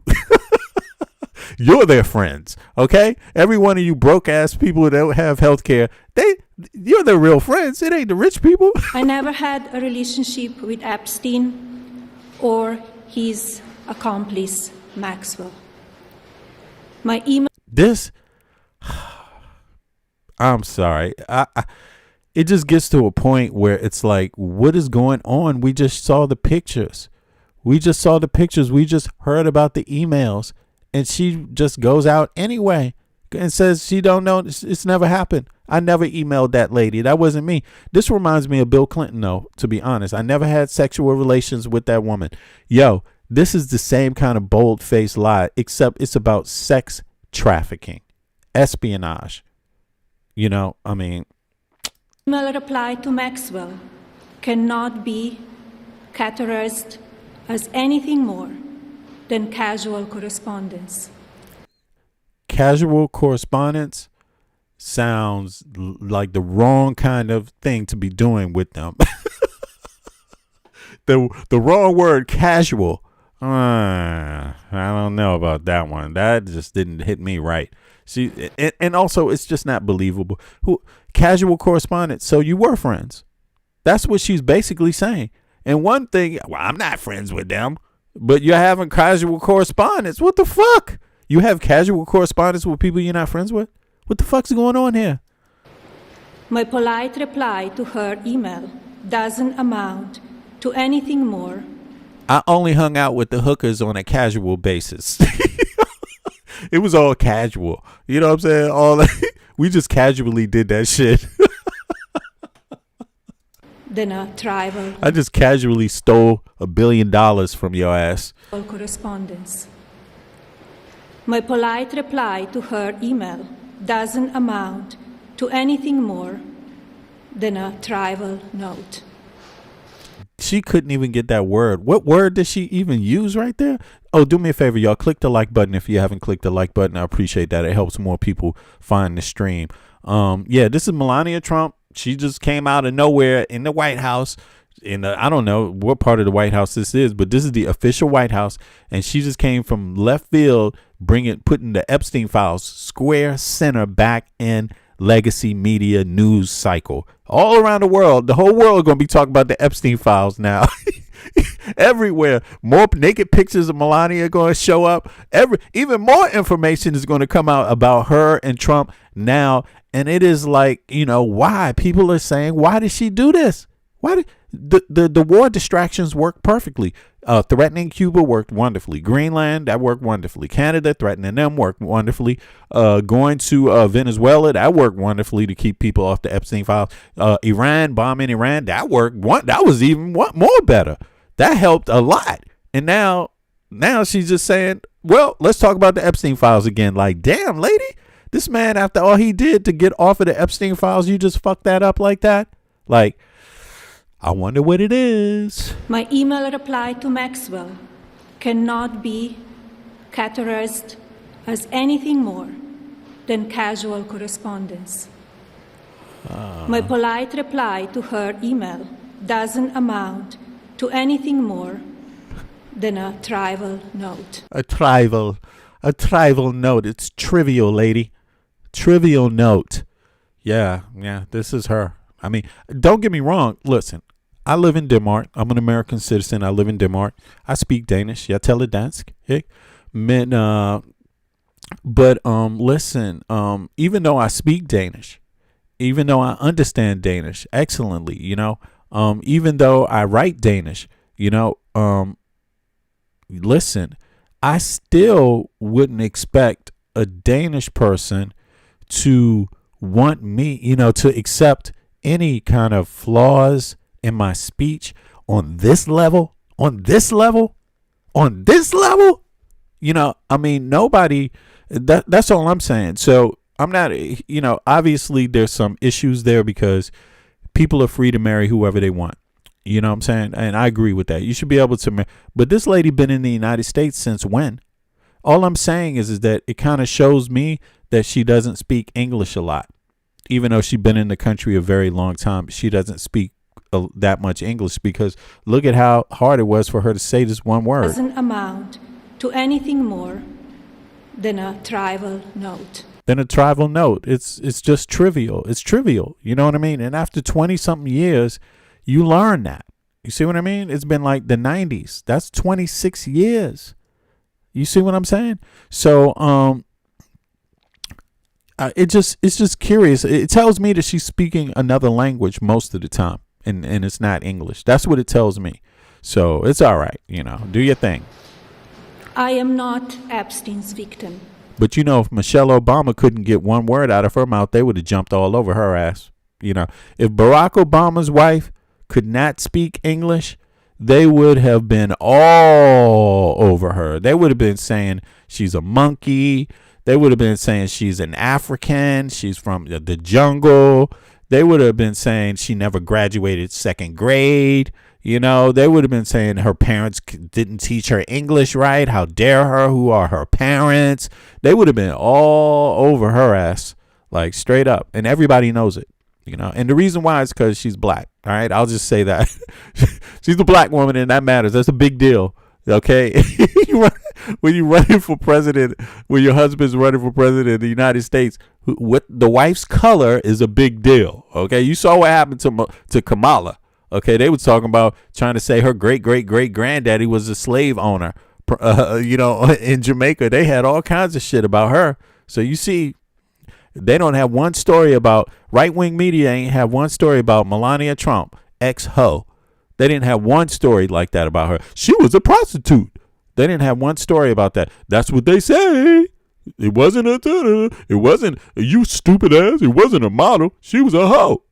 Nobody's saying that about her. These right-wingers. No. But if it was Michelle Obama, that would have been a whole nother story. Epstein did not introduce me to Donald Trump. I met my husband by chance. Let me see. Never Under Pressure said, V, did you talk about the other breaking news today? Eligible male enrollment from the draft. Yeah. Will be coming automatic starting in December. Yeah, exactly. And it couldn't come at a worse time because look at this president. He has no ethics and morals, and they trying to instill this shit. Congress is selling out the United States, man. Basically, that's what that tells me. At the New York City party in 1998. This initial encounter with my husband is documented in detail in my book, Melania. Okay, This is just a baffling way to start a press conference. I only went to parties with Epstein because my husband made me. That is not a bombshell admission because we know that, but Melania even telling that to the press, publicly bringing attention to the fact that Donald Trump took her to parties with Jeffrey Epstein. For the longest time, Donald Trump was denying the fact that he was best friends with Epstein for more than a decade. He said he was suing Rupert. Yes, exactly. Excellent. Excellent. God damn, Jack. He's absolutely right. She just flipped the narrative. Donald Trump got a whole different narrative. To the press, publicly bringing attention to the fact that Donald Trump took her to parties with Jeffrey Epstein. For the longest time, Donald Trump was denying the fact that he was best friends with Epstein for more than a decade. He said he was suing Rupert Murdoch, of all people, over the very fact that the Wall Street Journal was willing to report it. It was the basis for his argument against any allegations against himself as it relates to Epstein, and Melania just blew that up. Facts. But before we get to the rest of the clips, let's keep in mind just how close she was to Epstein and Maxwell. Think about this. Something really, really bad has to be going on for her to come out and say this, because to offer all these things, because they all go against what Trump's reasoning would be, excuses would be, legal jeopardy would be. They all are problematic. This thing is totally problematic to Trump more than anything else. This lady just coming out there and saying that. So you know that whatever it is, it's bad. There's something bad happening. Because think about this. So they sue her. Say they sue her for $1 billion. Sue her for maybe their relationship, right? It's one out of convenience. I'm just thinking, just go with me here. I don't know. I'm not saying I'm knowing. I'm just trying to figure this out. Maybe their relationship is just one out of convenience. It's a financial one. She plays the role as the wife. She gets money, and maybe the money that she gets ain't enough to survive real lawsuits by victims. And maybe there's some lawsuits that's pointing her, saying she was aware, she was around, she knows something. I don't know. Is that what's going, and maybe Trump is not willing to help her out with something, or maybe, I don't know, but it sounds to me like she is definitely in legal jeopardy here, possibly civil, but, which could turn to criminal. A lot of cases, like I said, P. Diddy's case started civil. Then it went criminal. After they got some people to testify in the civil thing, they were able to turn that into a criminal, that information into criminal charges later. So P. Diddy's didn't start off with criminal charges, started off with civil charges. And so maybe that's the direction of a lot of the victims, going civilly after people individually who were involved. I'm just curious about this, going after the weak ones. Let's say you wouldn't go after Trump right away because he would use the Department of Justice to defend himself, right? Obviously, right? He'd have the best lawyers in the country and everyone at his disposal. The Supreme Court, everybody, just everyone he would have on his side, right? But not necessarily other people around him. Not necessarily. You see what I mean? So I'm just curious about that. But in any case, let's go back to Jack's excellent reporting against here. Himself as it relates to Epstein, and Melania just blew that up. But before we get to the rest of the clips, let's keep in mind just how close she was to Epstein and Maxwell, because she's trying to dismiss it all. This email, it tells us everything, and Melania responded to it just right after. Melania Trump sent this message to Ghislaine Maxwell. Who it was sent from and who it was sent to was redacted, but of course it's easy to tell. Okay, can y'all see that? Is that clear enough? Let me see if I can make that a little clearer, just for people, just to make sure. Where is it at? Is it here? Yeah, let me make that clearer. Boom. Oh, okay, yeah, that works. There we go. Dear G, as in Ghislaine, how are you? Nice story about Jeffrey Epstein in New York Mag. You look great on the picture. I know you are very busy flying all over the world. How was Palm Beach? I cannot wait to go down. Cannot wait. Give me a call when you are back in New York. Have a great time. Love, Melania. And Could some of the victims have been around Jeffrey Epstein and talked about Melania being around too and knowing something? Could that be what's afoot here? And yeah, I'm just curious about this. You know, let me know what y'all think. Of course, Melania responded to the questions about this email by saying this. My polite reply to her email doesn't amount to anything more than a trivial note. I am not. Sorry, most of us would get thrown in the can with this kind of data out there about us, this kind of corroborating evidence, basically. Yeah, no one's going to believe that this is just casual, innocent, respectful reply. This is how I reply to everybody. You just write me and see. Epstein's victim. Epstein did not introduce me to Donald Trump. I met my husband by chance at a New York City party in 1998. This initial encounter with my husband is Look, she met him by chance. And then she says Trump made her do it. But she met Epstein by chance. This is, oh my God. Like, to me, it seems like, why would she make that lie? There's already information out there about this. She says it was by chance. No one's going to believe that. But, right, because what the fuck? You would be able to. I was standing next to the drug dealer by chance. You know, come on. You know, just by chance, I'm always around him. I got nothing to do with him. I don't know him. But it just seems like she's taking huge risk here in this public statement. And I just wonder, why would you take this much of a risk? It just seems strange. Documented in detail in my book, Melania. You're telling me that was just a polite response? Oh, I can't wait to see you again. Oh, you looked so good. Oh, Lord, can you please just call me? I'm desperate to hear your voice. Isn't polite. If Melania had sent an email to Ghislaine Maxwell, thank you for the invite. I'm going to give you a foot massage as soon as I see you. I'm just being polite. The party, it was please, baby, please. It was good to see you, period, the end. I would still say it's a little more than cordial. It's friendly. You're reaching out. That's communication. Like, you can't deny that. This is like a glowing review. You're my best friend. Oh, give me a big hug. Don't we love committing crimes alongside each other? Why is she saying this? There is no rhyme or reason for on a random Thursday afternoon to be like, all right, I'm going to make a big announcement about Epstein. The internet is losing its mind over this, especially because of what Melania said next, the thing that she is most angry about.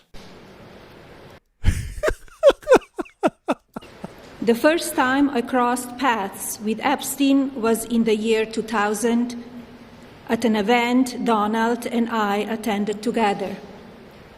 At the time, I had never met Epstein and had no knowledge of his criminal undertakings. Numerous fake images and statements about Epstein and me have been circulating on social media for years now. Be cautious about what you believe. These images and stories are completely false. I'm not a witness or a named witness in connection with any of Epstein's crimes. My name has never appeared in court documents, depositions, Friars, fake images. Yeah, fake images. What the images we just saw were real? What the hell is she? What images is she talking about? Fake images. They all fake. Don't trust those pictures. Don't trust your lying eyes. Epstein's crimes. My name has never appeared in court documents, depositions, victim statements. Rick, she is going to dig her own grave, and that will be great. Absolutely, Rick. Absolutely. I agree 100%. Thank you, Melania. Appreciate it. Or FBI in interviews surrounding the Epstein matter. I have never had any knowledge of Epstein abuse of his victims. Yeah, so another legal statement. Gotta make that clear. Like I'm under oath. You know what I'm saying? What the fuck? I was never involved in any Melania Trump is more angry. She is angrier with the fact that there are fake images of her. And sure, there has been some AI. Maybe there have been some stories that have been misconstrued. I don't think so. I think all the reporting is real, or at least we have to believe it is real, because they are giving us no other reason than to believe that it is real. But Melania Trump is more upset with fake images than the actual images, the actual stories, the actual Epstein crimes, the crimes that her husband committed alongside Epstein that she has excused by not saying anything. This is the first public comment that Melania Trump has given. And of course, much like if you didn't do anything, you're pretty much, you shouldn't have anything to worry about. You shouldn't worry about it, because the bottom line is that you're either going to be charged criminally or civilly, or you're not. You know what I mean? And all you have to do is say, well, then how come I'm not charged criminally or civilly? When are you going to do that? If this is real, if this amounts to some wrongdoing, why aren't you doing your job? Why aren't you doing your business? I'd be happy to answer questions legally. I'd be happy to go into make a deposition if you call me. I'd be happy to go to a court and, make a statement in a civil trial. I'd be happy to, but so far no one's done that. Why is that? That doesn't take long to say. That's convincing, and you don't have to account for every second you've been around somebody by saying it that way. But she didn't do that. She did it like someone told her she have to answer it, to say these things to avoid the next step. Almost that's what it sounds like to me. Like, try to get those ideas out there to avoid something that's impending. So maybe they don't have to call you in, or maybe they will call you in later, or maybe, I don't know. Just don't. Why would you offer all that information if there's not something more to it? That's what comes to my mind anyway. Her husband, it is all about herself. These people are depraved, they are disgusting, and this is insane. And again, it just kept getting worse. I want to give my final thoughts once we get through all of these clips, so do stick around. But then she went on to say what might be the most ridiculous part of all of this, how she's going after anyone who dares attack her character, Melania Trump's character. Of course, we're going to fire Pam Bondi. Who the hell is she going after? The DOJ can't do anything to bring accountability. Yeah, her image ain't shit. Let's hear a little more from Jack real quick. For Epstein survivors. But no. Melania, when she's thinking about accountability, she's thinking about getting the law involved on her behalf, which is why she said this. Behavior. The false smears about me from mean-spirited and politically motivated individuals and entities. Let me guess. You going to sue us? You going to sue somebody and then end up in court and then have to hear everything they have to say and then find out that, they didn't do nothing wrong? I mean, this is what they do. Looking to cause damage to my good name, to gain financially and climb politically, must stop. They ain't going to stop. My attorneys and I have fought these unfounded and baseless lies with success, and will continue to maintain my... I don't know. Did anybody hear about her going to court and winning some cases about that? I don't think so. Not yet. I haven't, at least. Sound reputation without hesitation. To date, several individuals and companies have been legally obligated to publicly apologize and retract their lies about me. Oh, wow. Is that true? Such as Daily Beast, James Carville, and HarperCollins. Okay, is that true? They apologized to Daily Beast? I'm going to look that up. Okay. I am still in disbelief. I unfortunately, just because I want to keep up with everything, I'm subscribed to the White House account on YouTube, and I saw, about to go live, Melania Trump making an announcement. I was like, is she, gonna talk about the children again, or is she gonna make some AI announcement or try to sell her book? By the way, she mentioned her book numerous times in this address to the nation. This is the last thing on earth I possibly would have thought Melania Trump was talking about. So I just want to say that. The fact that she is talking about getting lawyers involved to go after anyone who's smearing her good name, but Donald Trump has put together a Justice Department solely designed to stop any actual accountability for the perpetrators of these crimes alongside Jeffrey Epstein, that he has put Ghislaine Maxwell in a 5-star resort prison where she's got DoorDash, does pottery, plays video games, has a puppy. She's a sex criminal. Are you fucking serious right now? What are we talking about? What is going on? Why is she saying this? This is just throwing Trump under the bus. He started an entire war for us not to talk about Epstein. And now all we are going to do is talk about Epstein. I do not know how this isn't the story for another week. Why did Melania do this? Why did she feel the need? Why wasn't this a letter? Melania can barely speak. Honestly, I have a theory on this. I think Melania Trump, there are videos of her speaking like less broken English, better English. I think because she does it so little around the house, because she's definitely never talking to Trump. Her and Barron probably aren't speaking English together. I think that Melania is like putting on a front. He made the exact same observation. And again, this isn't about anybody, whether you just average people, but it's just an observation.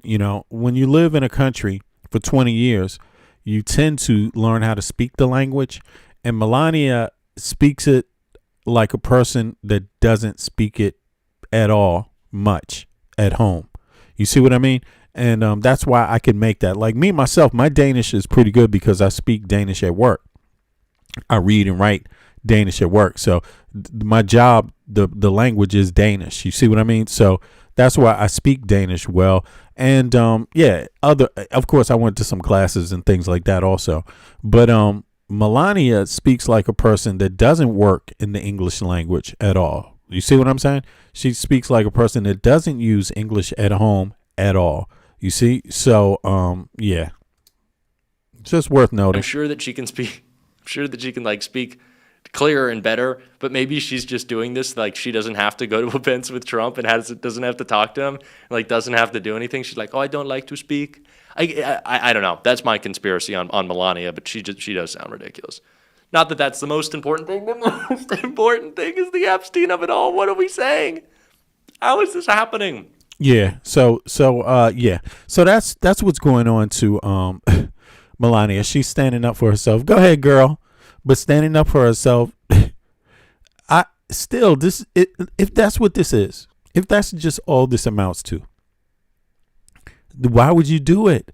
Because now you just threw Trump under the bus just to stand up for yourself. So if you're not in legal jeopardy, why would you do it? Is it hurting her reputation? How is she losing money? Does she think that she's losing money, like she's losing contracts because of her association to Epstein, and she wants to clear that matter up? But how does that achieve? These comments achieve that? I mean,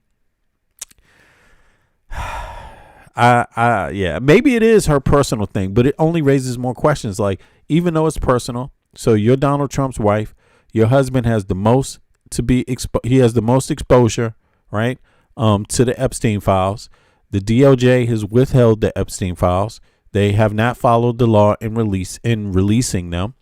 And so, why would you want the public and the news media talking about the Epstein files again?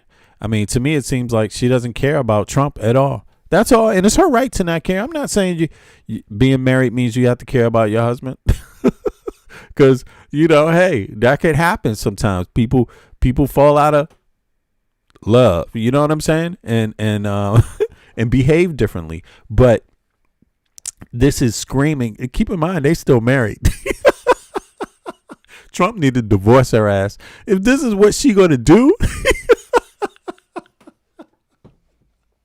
he doesn't care, man. She doesn't care. It just makes me wonder, what kind of marriage is this, man? What kind of marriage is this? But in any case, there's more. But let me start with MTG here. There's a lot of crazy shit. MTG, and then the doomsday shit. And then, of course, there is they want people to register for the draft again in the U.S. All able-bodied men, like MAGA Mike Johnson said, able-bodied men. Trump backed down from his threat to eliminate a, quote, whole civilization in Iran. And joining us now to discuss what's going on, the former Republican Congresswoman, Marjorie Taylor Greene of Georgia. Congresswoman, thanks so much for joining us. I know you recently called for the president to be removed from office under the 25th Amendment to the Constitution after that threat that he made about destroying the whole civilization of Iran. The president has a long history of shocking and unprecedented social media posts. Do me a favor. If you haven't clicked the like button, click the like button for me. It helps more people come and find the stream. I appreciate that. Why was this the final straw for you? Because it's absolute madness. How can any person that is mentally stable call for an entire civilization of people to be murdered, to be wiped out, to never come back again? That's what the president called for. And that shows that there's serious instability in his thinking, that he would, not only would he even say that in a private room, perhaps with his advisors, but actually go to his megaphone, his Truth Social, and post that for the entire country and the entire world. And it's unreal. This should never be tolerated. I know it's a very difficult, hard stretch to see it actually coming through, but the conversation needs to be had, and he's out of control. And people within the administration need to step up, take responsibility, and rein this in. And administration officials, as we've heard, have said that he was ready to... But what is she talking about? People that... Okay, so she's calling for the 25th Amendment when she says that, because that's not Congress, that's not the Senate. Let's see here. Hold on. Administration to see it actually coming through, but the conversation needs to be had, and he's out of control, and people within the administration need to step up, take responsibility, and rein this in. And administration officials, as we've heard, have said that he was ready to follow through with this threat. Just hours after he made it, he announced this 2-week ceasefire that's still very tenuous at the moment. The White House is claiming it was the president's tough rhetoric that brought Iran to its knees. What do you say to that? I'm sorry. That's not tough rhetoric. It's insanity. It's calling for the murder of an entire civilization of men, women, children, of innocent civilians. That is not what I would call proper or even decent negotiations. There should be negotiations happening, and they did happen. And J.D. Vance, the vice president, was the one that helped bring that ceasefire. It doesn't seem to be much of a ceasefire, but it is supposedly a ceasefire. And that happened through negotiations through J.D. Vance. And J.D. Vance did not go to his social media and threaten to murder every single man, woman, and child in Iran. Presumably, we can only presume that that would happen through nuclear bombs, because that's the type of horrific weaponry that would be used to wipe out an entire civilization. So no, I push back on that. And I think the American people fully agree. Everyone was outraged. I just want to be clear, Congresswoman, do you genuinely believe President Trump had the intention of killing Iran's entire population of more than 90 million people if Iran had not agreed to a ceasefire? He spoke like it, and he spoke close enough to it. I mean, that's why you're not supposed to speak that way. You're not supposed to speak that way, because you need to be clear about what your intentions are. And you're not even supposed to sound like that anywhere close to it if that's not your intention. You're not supposed to even have people able to possibly think that's what you mean. You're supposed to make sure that everyone knows that is totally off the table. But that's not what Trump does when he speaks. Is the U.S. military, for example, even capable of that? I don't think that our good men and women in the U.S. military would want to even carry something like that out. Yeah, exactly. So people are asking, that was Marjorie Greene's view, right? That's her perspective on this. And she thinks it's crazy. Everybody thinks it's crazy. That's true. But I see the next thing is that I see people asking about a draft, right? And is that possible? Are they actually asking for that? And you know what? Listen, this is the new conversation. There's not a draft right now, but there's something in the news cycle about the draft. So let's take a listen to this and see what they're talking about here. Let's see. Boom. Lebanon. Israel attacked targets in the country, and Iran launched several missiles at Israel. Apparently, Lebanon is not protected under that current deal. It says automatic registration starts in December. That's what it says about the draft. Y'all check it. Says is a deal breaker. That Israeli attack becoming a devastating blow for terrorist targets. We delivered the biggest blow to Hezbollah since the pages. We attacked 100 targets in 10 minutes in Okay, so he's obviously Netanyahu got to talk about what he's done and how effective he's been as a president, and how, hoorah, we attacked Iran again. And this is us waging war against Iran as part of our identity as Israelis. We just can't give it up at all. You know what I mean? It's like this is what he knows best. More moves for now. But in any case, the U.S. military will automatically register eligible men for the selective service draft system later this year. They say the change is part of a broader effort to strengthen national defense by ensuring you hear that. So that's automatic. You see, they're going to automatically register people. So that answers the question right there. Here, let's hear it one more time. Let's see what they got to say. The U.S. military will automatically register eligible men for the selective service draft system later this year. They say the change is part of a broader effort to strengthen national defense by ensuring the country can quickly expand its armed forces if needed. So those of you that didn't hear that story, let me go to that right now and just get some information up for people about it. But yes, that starts in December. Tell me about the draft. USA. Yeah, so that is true. I don't know why this isn't hitting the news cycle a little, but they made this decision a while ago. It didn't hit the cycle. Look, there's been a lot of buzz recently about the draft, but it's important to distinguish between registration and the actual military service. So they're talking about registering for the draft, not the draft. I don't know what help that's supposed to. I don't know why that's, the distinction here. Yeah, we know, or at least I know that registration is not the same thing as the draft. But I also would like to highlight that you are registering for the draft. You're not registering to get hot chocolate on Saturday for free. Okay. This is about the draft. The headline should be USA Draft. All right. There has been a lot of buzz recently about the draft, but it's important to distinguish the difference. In April 2026, there's no active military draft. I need to tell y'all that. There's no draft right now. Don't panic, y'all. Whoever told you that was lying.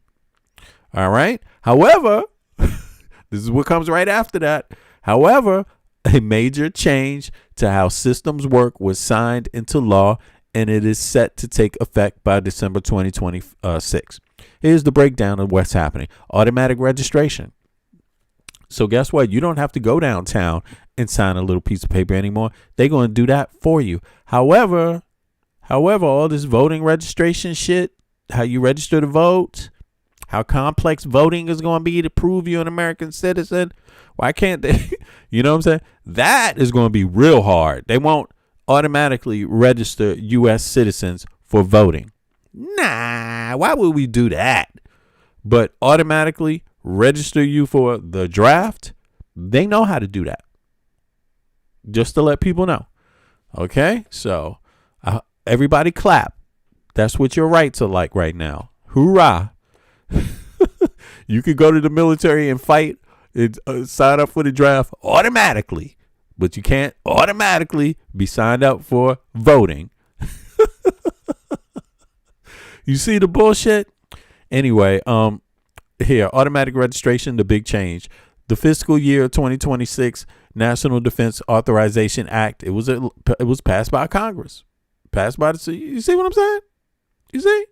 Spring, damn. Both houses said okay. But voting, not so important. Was signed into law. This includes a provision that changes how how the selective service works. Okay. Old way. Men's ages 18 to 25 were legally required to go to the post office or website to register themselves. The new way, registration will become automatic. You don't have to do nothing to register. But to register to vote, you got to do a whole fucking lot. That's your rights right now. That's what you signed up for. Those are your representatives. That's who's representing you. This is who you pay your tax dollars to. And you pay for their dental care, their kids' private schools, their nice mortgage. Yeah, you treat them pretty well. This is what you get in return. The government will use existing federal databases like the DMV. All the shit that people said, hey, can't you just use this shit to register my bitch ass so I can fucking vote? Nah, no. How do you maggots feel right now? Let me show you what I'm reading from. You maggots are the dumbest people on fucking earth. I swear. All this bullshit arguing. They had to do all this arguing and shit. Well, you should go get your fucking, you need a birth certificate, man. No, man, you need a passport to fucking register to vote. You don't need none of that to register your motherfucking ass in the U.S. military right now, okay? Gotcha, dumbasses. Gotcha, MAGA. I mean, you maggots, you stupid fucking maggots. Gotcha again. You're dumb, D-U-M-B, okay? Stupid as fuck. Your whole argument for registering to vote has just been thrown down the tubes. You guys are stupid to what is going on. Don't you get it? Oh, my God, man. I swear, man. You don't have to look hard either to come up with this shit. I swear. The old way, okay? This is the old way, 18 to 25, okay? You were legally required to go to the post office or website to register. Now you don't have to. They're going to do it for you. The government will use existing federal databases. Wow, that sounds great. It's easy too, right? Like the DMV records or Social Security. Bingo. Okay, none of that they want to use for voting. And add eligible men to selective service lists automatically. That means your broke asses, especially you maggot people that live in places where they just nothing's going on. Yeah, they're going to get your ass. You're going to be added first. Okay, and there's a lot of you. Why? The goal is to save money. Oh, wow. Okay, this is bullshit. The goal ain't to save no money. No. Don't believe that. But it's a nice argument, though. Why don't you save money with voting then? How about that? Can we save money with voting? No, because we don't want people to vote. Okay, why the goal is to save money? And we want people to pay for people not being able to vote. We want the whole system being fucked up and slow. The goal is to save money, advertising, outreach, and ensure 100% compliance. But you don't want to ensure 100% registration, voter registration. You're a goddamn hypocrite. And anybody who's okay with this without the other thing being the same is a fucking hypocrite. Okay, or a slave, whichever one. Maybe you like being a slave. Some of you may not have tried it in a while and might want to revisit it. Some of you may not have tried it at all, and you might need to visit this part of reality, this part of life. You might need to learn what being a slave is, so you don't remotely say okay to anything like it. Okay, is anyone being drafted right now? No. So don't worry about it, man. Go ahead, don't worry. Is anyone voting right now? No. But are you worried about registering? Yeah, because they're going to make that shit hard. While the United States is currently monitoring global tensions. Ooh, is that the reason behind this? I told you it wasn't about money. Okay, specifically the ongoing situation involving Iran, the military remains an all-volunteer force. As it should. Why not? If you're proud, they won't have any problem having people sign up. The White House and the Department of Defense have stated that the draft is not a part of the current plan.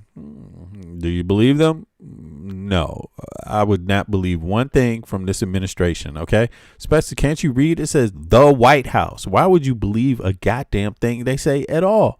Period. And they got the nerve to say Department of Defense when Hegseth says Department of War. Does the Department of Defense even exist anymore? Because Hegseth says no. Trump says no. Okay, for an actual draft conscription to happen, Congress would have to pass a specific law authorizing it, and the president would have to sign it. Sounds like they might be planning that right now. That might happen any day. All you need is a majority of Republicans. All you need is 99% compliance, and you'll always get one Democrat to go along with it. Isn't that how the votes turn out in the United States?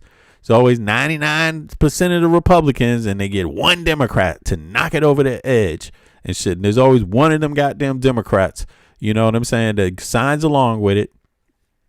And just one. That's not a bad record, but one counts when you're trying to stop people. You know what I'm saying? What happened in December 2025? You may have heard December mentioned because it was because that is when the 2026 NDAA was officially signed, right? It was signed in 2026. Okay, what happened in 2025? Okay, so it was signed in 2025. Okay, I don't get this.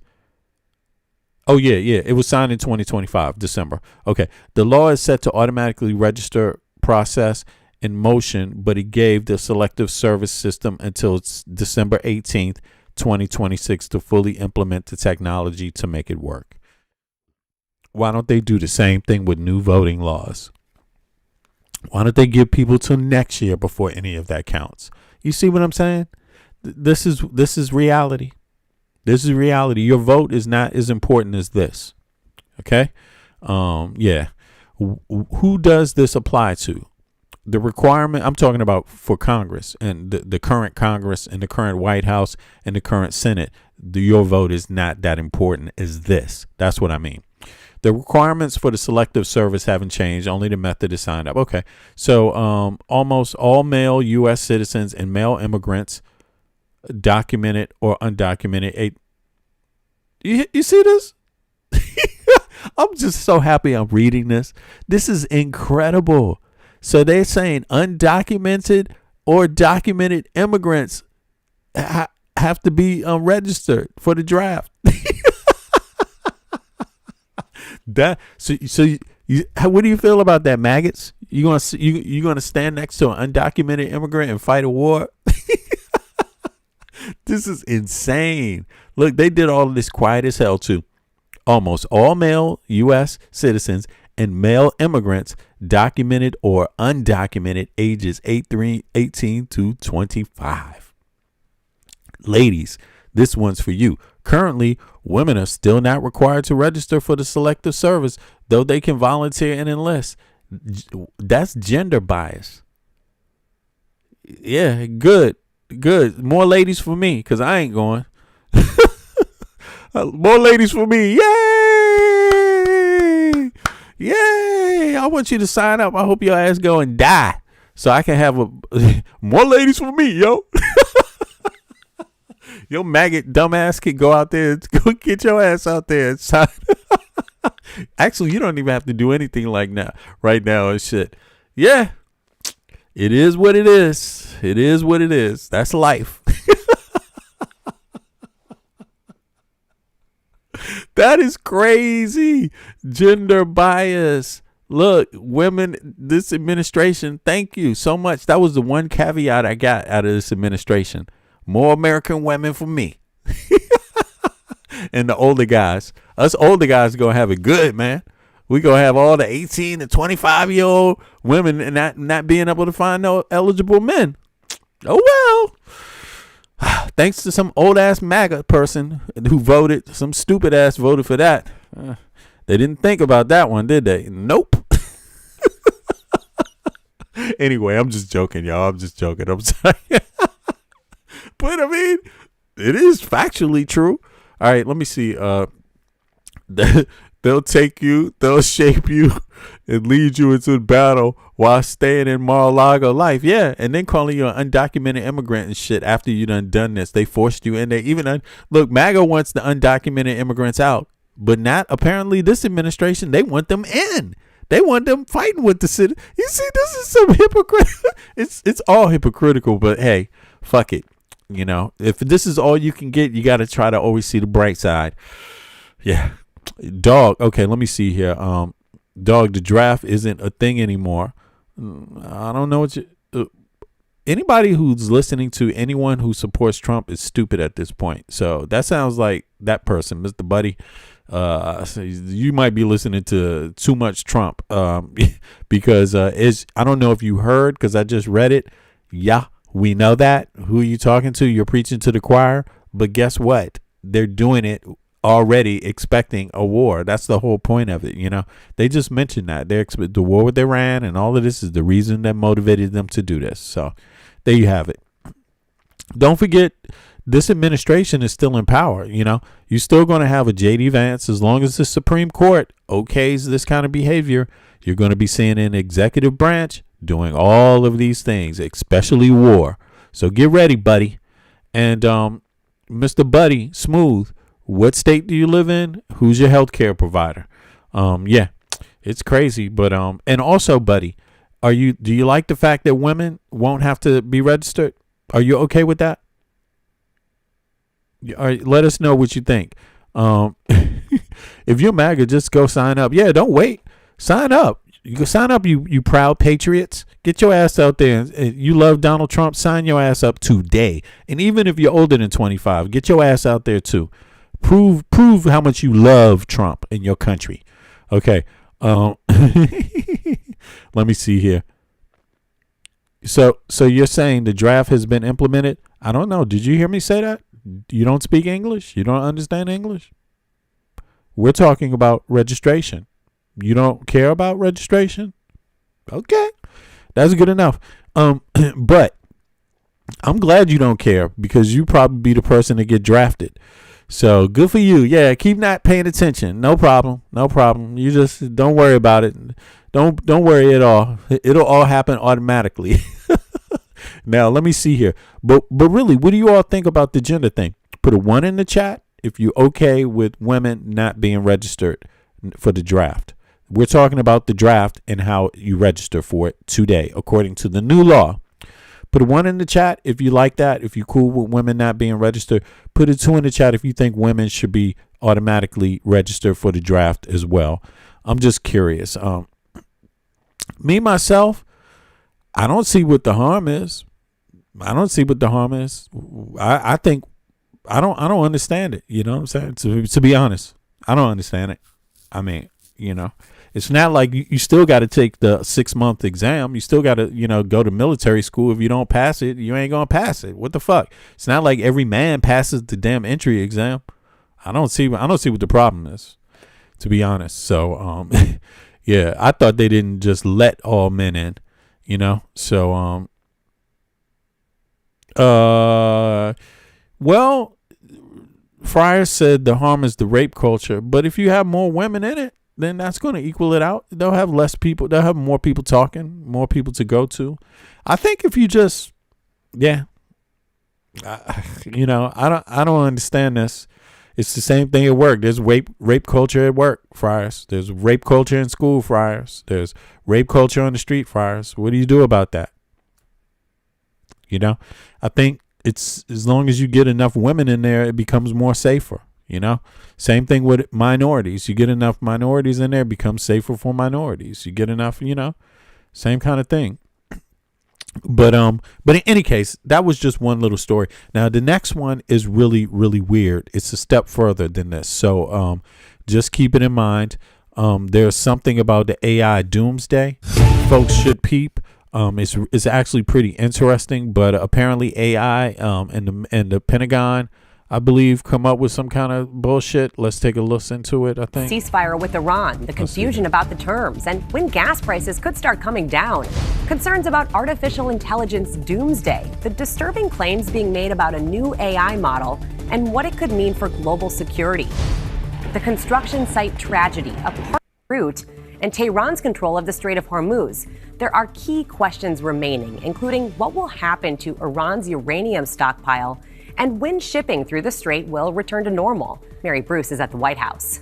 Elizabeth, the ceasefire between the U.S. and Iran remains fragile. After refusing to reopen the Strait of Hormuz, Iran now says that the critical waterway is open. This, of course, had been President Trump's top demand for this ceasefire, but Iran is still accusing the U.S. of not holding up its end of the deal. The point of contention here. I don't think it's open.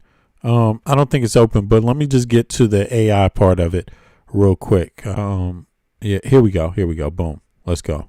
Anthropic says its new model, called Claude Mythos, can identify software vulnerabilities with ease, finding thousands of security issues across nearly every major operating system and web browser.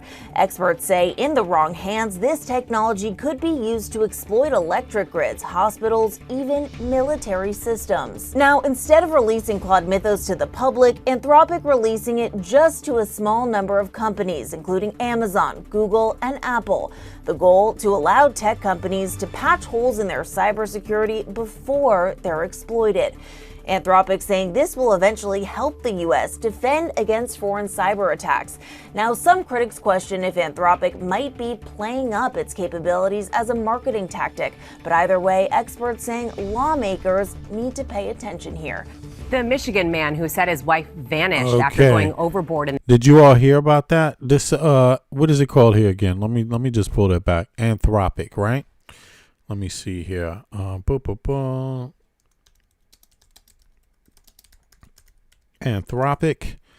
All right, I just want to see what data is out there. Okay, it says Anthropic is a leading safety and research company based in San Francisco, widely considered the primary rival to OpenAI. Founded in 2021 by former OpenAI executives, including siblings Dario and Daniela Amode, the company's core identity is built around the idea of AI safety, ensuring that as AI becomes more powerful, it remains predictable and aligned with human values. As early as 2026, Anthropic has become one of the most valuable startups in the world.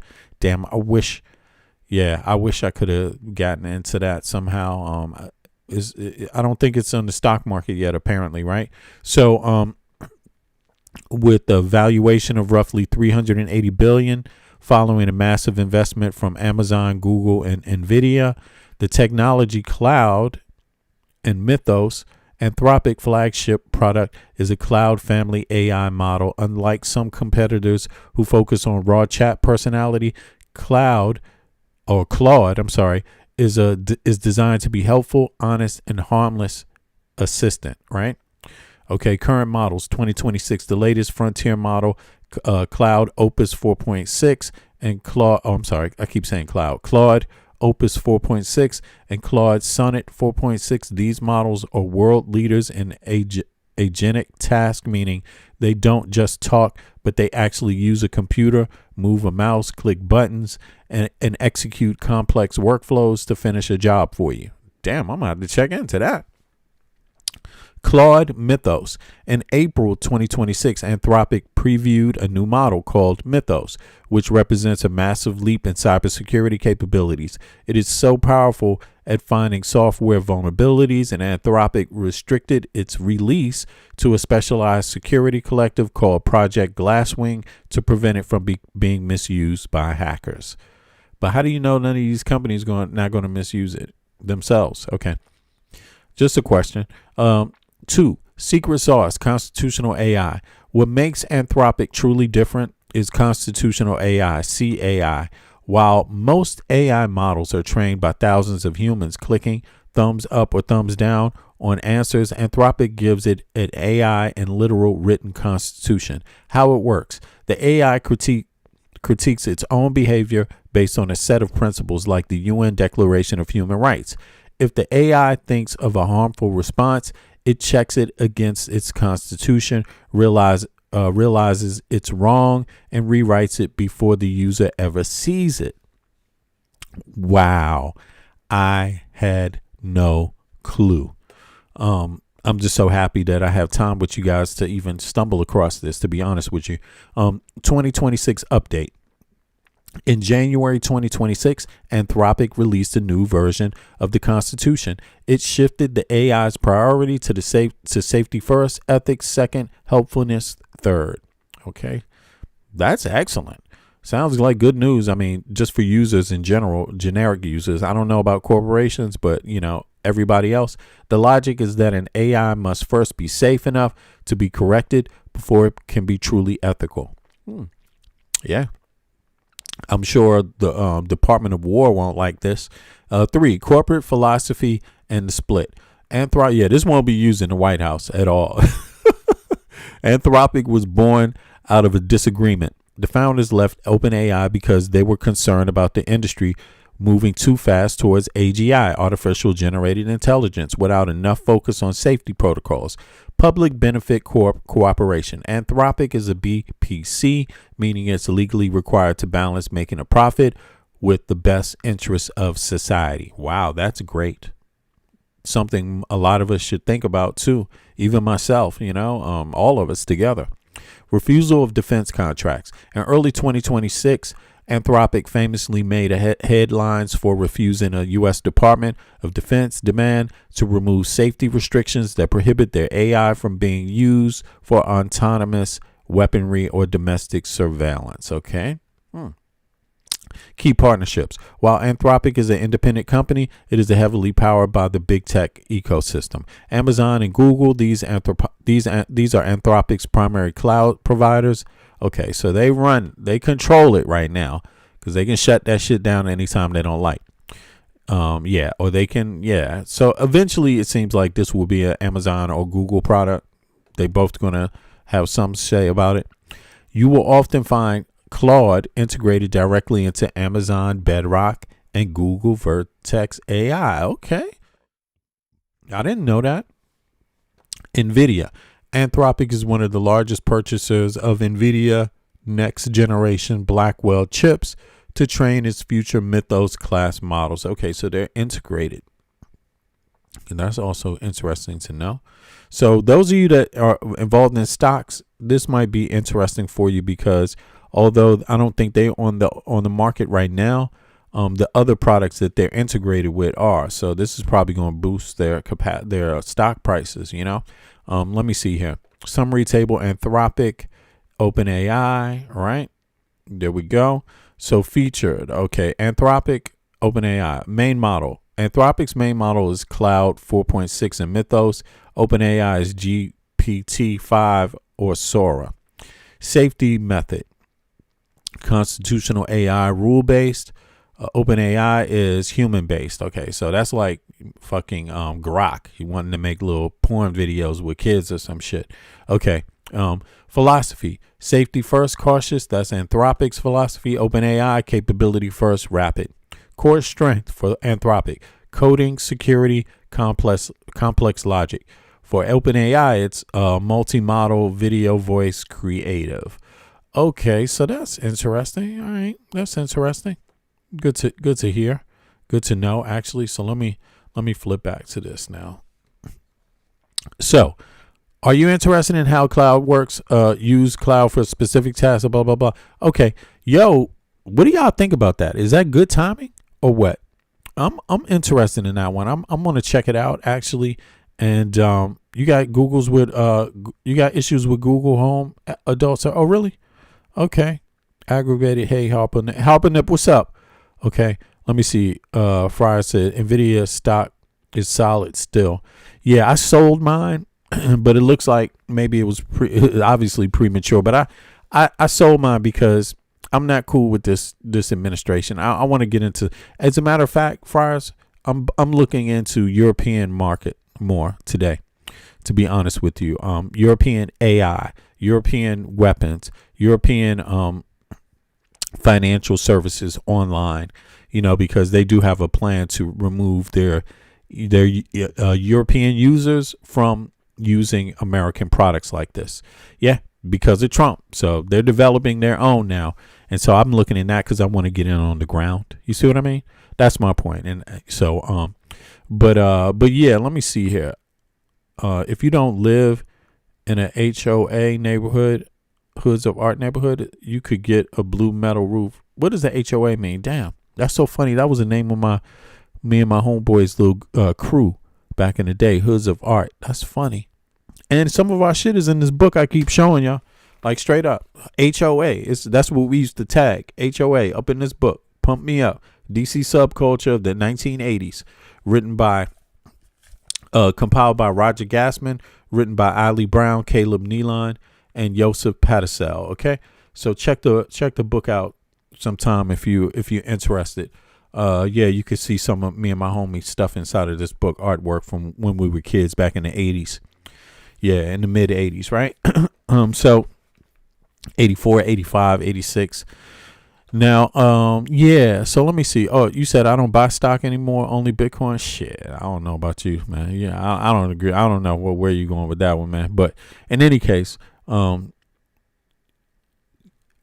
let's get to the next story. Let me know what you think about this Anthropic story, and how that sits with you. I like it.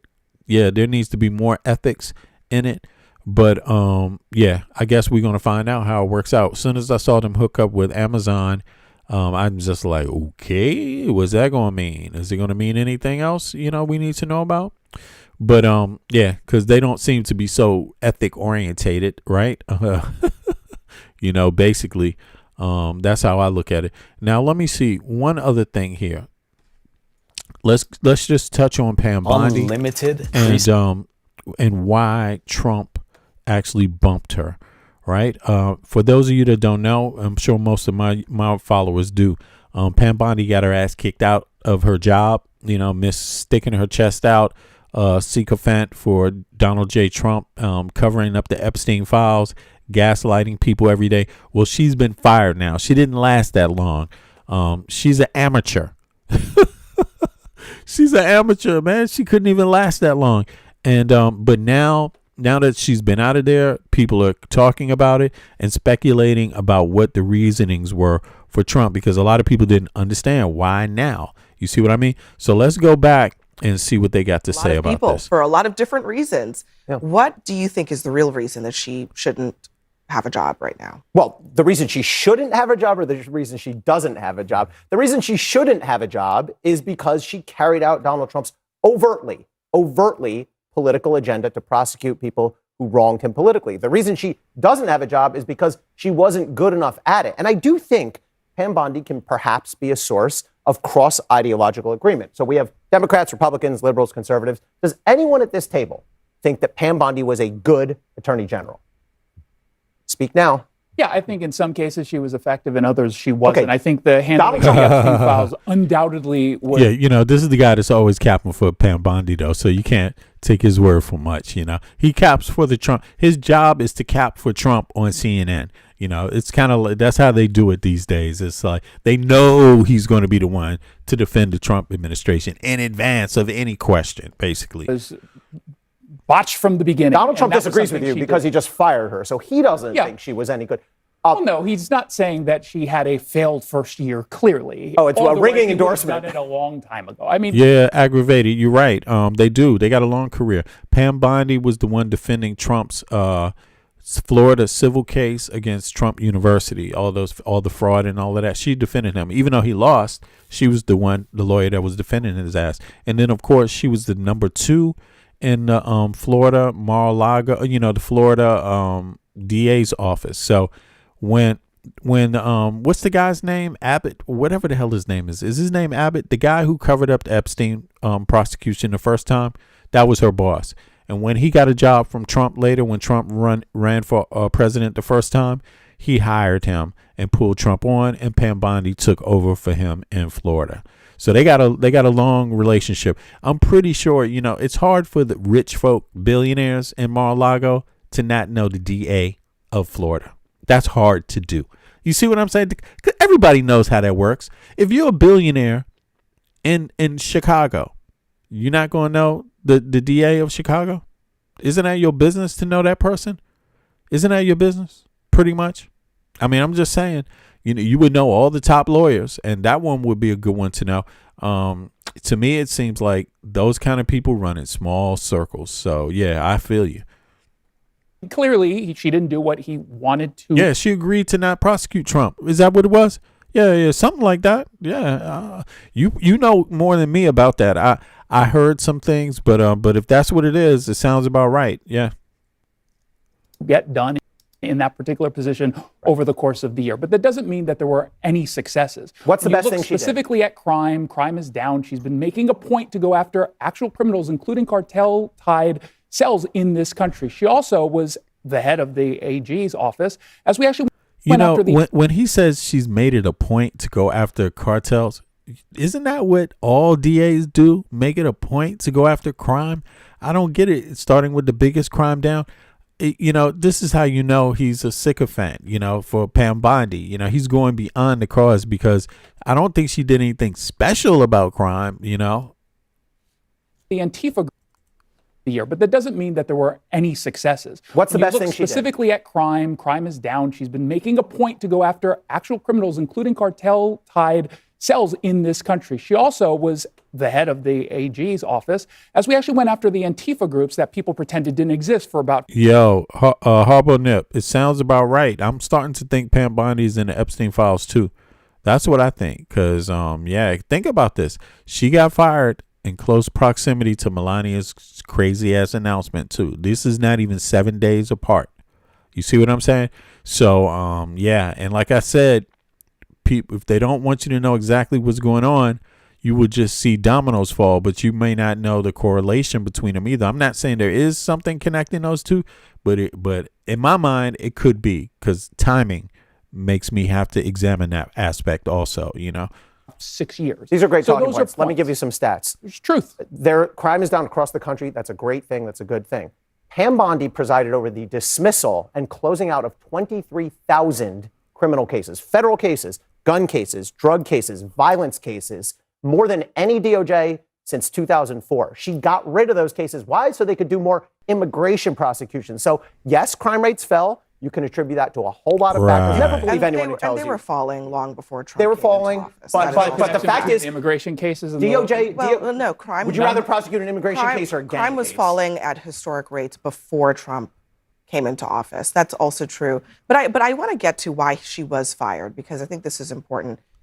She was fired because she didn't go after Trump's political opponents. Now, Trump has put in somebody, his former personal attorney, who I presume he thinks, at least on a temporary basis, will do that.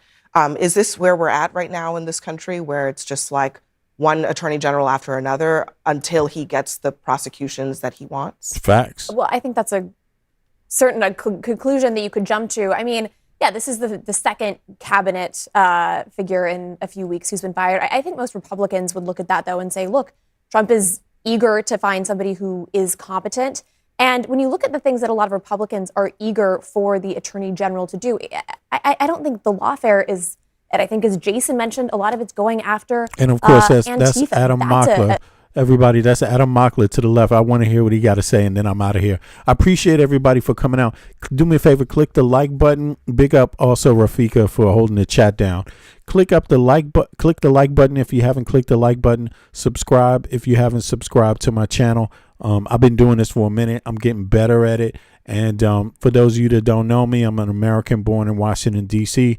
Both sides of my family go back to the colonial period in the U.S., but as a grown-ass man, I live in a country called Denmark in Copenhagen, a beautiful country, and a country a lot of Americans, everyday Americans should know a lot more about. Trust me, the more you know about Denmark, the better your life will become. Trust me, the better your voting will become too in the U.S. So having said that, let me let this play out, and I appreciate everybody's. Let's go. A big part of it. A lot of it's going after some of the foreign money that's funding Code Pink and some of the protests. But he wants going the to the lawfare. I mean, is that appropriate? Well, so no, but I wouldn't frame it that way. The same way that you guys didn't frame it when Steve Bannon was targeted. No Democrat sent out a tweet asking to prosecute 3 specific people. You had people who said that you wanted to throw Donald Trump from a Democrat? in jail, and you wanted to take him off of a ballot so he Who are these couldn't people? run for Who are these president. people? The entire state of Colorado and the Democratic Party. Okay, so clearly, this idea, the framing, I think your point is a valid one when it comes to very optics. different from the president directing his attorney general in. Yeah, skål, allesammans. Yeah, det er rigtig nok headstrong. I saw you there, man. Appreciate that. In public, mind you. Stainless Ninja, skål. As he did, Pam, I've reviewed the 30 statements. What about Comey, Adam Schiff, Letitia? He publicly, right? He's doing this. It's very different from a state doing whatever they're doing, from a local, district attorney prosecuting a case. That is different. When the president says, "Why are you not prosecuting these people who I he hate?" believes broke laws. Okay, now, but it's you not can his place disagree to do as to that. whether or not they broke any laws, and you can have a fair argument, I think, about the appropriateness of the president doing it.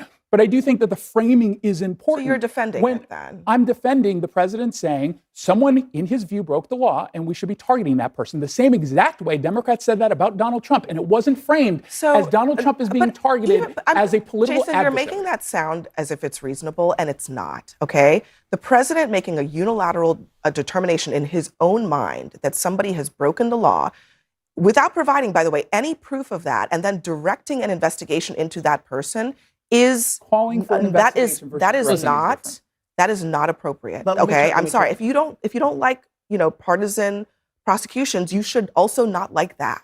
Even if we take it as a given that there was prosecutorial overkill against Donald Trump, and I've said publicly that I believe there was, especially from the state actors, and even to an extent from some of the federal prosecutions from Jack Smith, that does not justify going out and charging Letitia James for mortgage fraud. And that was rejected by a judge and a grand jury. It does not justify charging Jim Comey. I'm no fan of Jim Comey with an age-old, flimsy perjury charge. It does not justify trying to charge Mark Kelly and Alyssa Slotkin for something that is simply not a crime. And if this is going to be the way things go, you did it to me, I'm going to do it to you. Are you okay with, let's say there's a Democrat, hold on. Let's say there's a Democratic president. There will be a Democratic president at some point in this country's future. Are you okay with them saying, this is the game now, we're gonna go seek out everyone on the other side who displeased us? Unfortunately, that's already a talking point. J.B. Pritzker is already talking about Project 2029 and trying to put Trump officials in jail. I'm not okay so with that. Unfortunately, this seems to be a sort of tit-for-tat thing. And I guess, to your point, I mean, the system is working, right? So there was evidence that Letitia James may have committed some mortgage fraud that was looked into, and ultimately a jury of her peers decided that wasn't legitimate. I'm gonna, this Letitia James thing, listen, that's a bogus claim that was made. That she shouldn't have ever been even examined over that, because that is such a typical thing that happens. It's happening all the time, and it's because of how the laws are written. A lot of people don't know this. When you are a civilian, let's say you don't work in government and you're not an elected official. When you're just a regular person, you might own a home, right? And so you're thinking of it from that perspective. And I get that. Most people should and would. But what happens when you become an elected official is you got other things that go on in your life. You may not stay in the same home you had before. You might move to a new home, right? And those things cross over. So your paperwork might cross over too.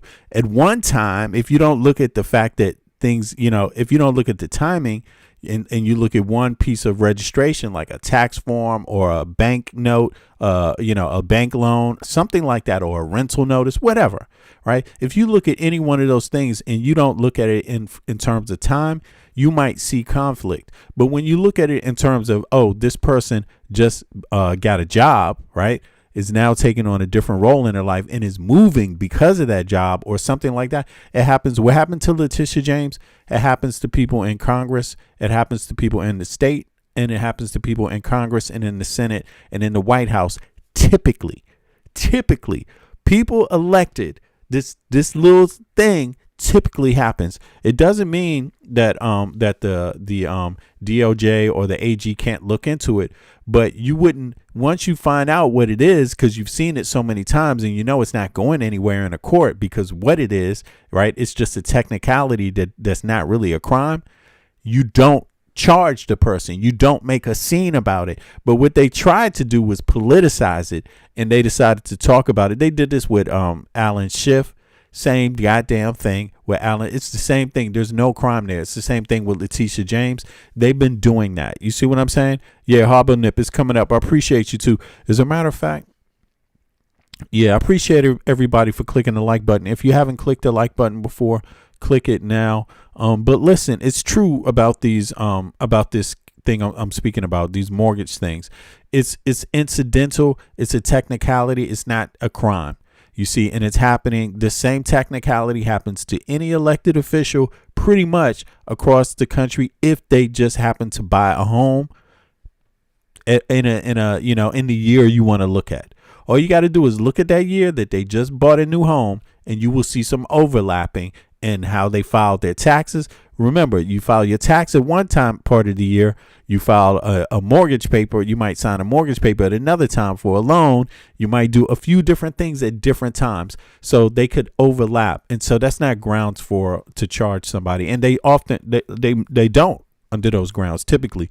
But in the Trump administration, they want to politicize it. They want to embarrass people publicly. That's what they did because Letitia James was prosecuting Trump. You see what I'm saying? She's the DOJ of New York, the head of the DOJ in New York that prosecuted Trump for those 34 felonies. So he had to get her back on something. You see what I'm saying? He had to get back. You can say it's not loopholes. No, it's not. No, this one thing is not a loophole. A loophole is when you're trying to commit a crime.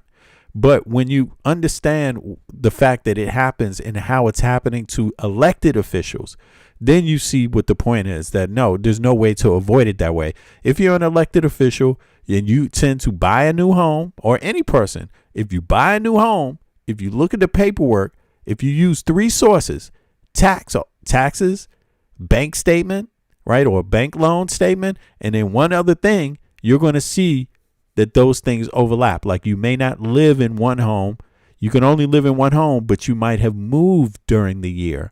And that timing, it's different than what one, your tax records won't reflect that both the places where you live, for example. You see what I'm saying? So you just got to try to not be biased, and also just be up on shit. Trust me, look into what I'm saying. You will appreciate what I'm saying. I could also, there's a lot of things sometimes people get sold openly that it is really not a lot, and you realize, damn, they're just taking advantage of people that don't know how shit normally works, essentially, so yeah. But in any case, and also, I'm not saying you have to believe her, don't believe her, but in any case, that's what was going on. And now let me see,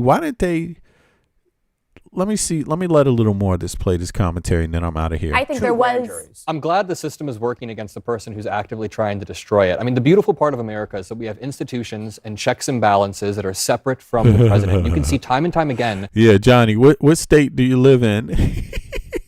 John, but who's he talking about? She's a crook. Look, yeah, Johnny, what state do you live in, and who's your healthcare provider? Thank you. Exactly. Thank Donald you. Trump is trying to bully other institutions under his wing. So we can look at Jerome Powell at the Federal Reserve. If you look at countries where the president is able to control monetary policy, these are some of the worst countries in the world, right? You do not want the president controlling monetary policy. This has happened in countries like Venezuela. Let's take this over to the DOJ. You do not want the president directing the DOJ to prosecute people, to indict people, and that is exactly what we saw. We just watched a clip of Pam Bondi saying, there will never be an enemies list at the DOJ. Well, Abby just read off an enemies list that Donald Trump quite literally sent out. Has any Democrat, did Joe Biden do that? Is there any example of Joe Biden, Kamala Harris, or any of them having an enemies list? Letitia James and Alvin Bragg, people literally ran on putting Donald Trump in jail. I think we can all agree that there was politicization. So, but in answer to his question, Adam Mockler is saving CNN. He's the only reason I really watch CNN anymore, and it's corporate media. Just be very clear, it is corporate, and that means they got the tax deductions that all the other billionaire club got. They got it, and yeah, people should be very concerned about the consolidation of media. There are stories CNN. Listen, healthcare, CNN doesn't cover that. What else is education, taxes, shit like that? They don't cover your unions. The country, they don't do comparative data on other countries. They don't let Americans know that Americans die pretty quick on average. You live less of a life. Do you know what the average life expectancy is of an American compared to other Western countries? Just things like that. CNN doesn't do any comparative data on. You see what I mean? They don't do comparative data like I do. I try to do that here too when we're not stuck on some of these big stories. But look, the reality is that if you do the data, you will find out that the average American, after paying their taxes and paying their expenses, take home $1,000 less in their pocket. That means extra money that they don't use on anything else. The average European takes home $1,000 more a month extra out after paying their taxes and paying their expenses than the American does.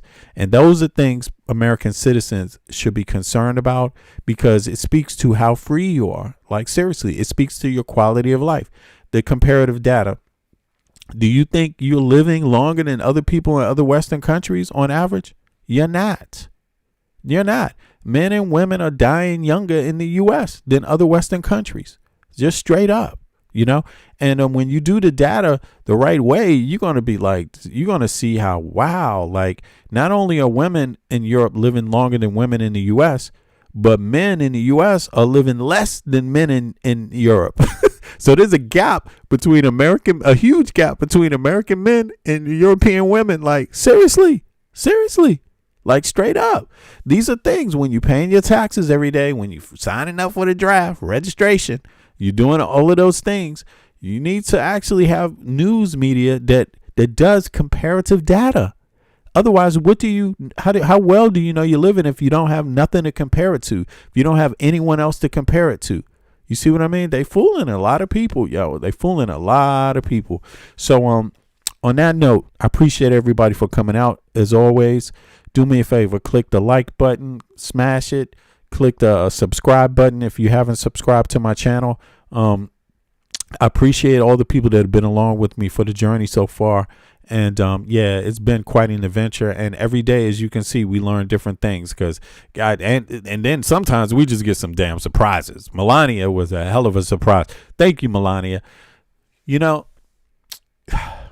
whoever it is up there who made that possible, I hope they just spare you a little bit, just a little bit. It's okay, because that was a big one.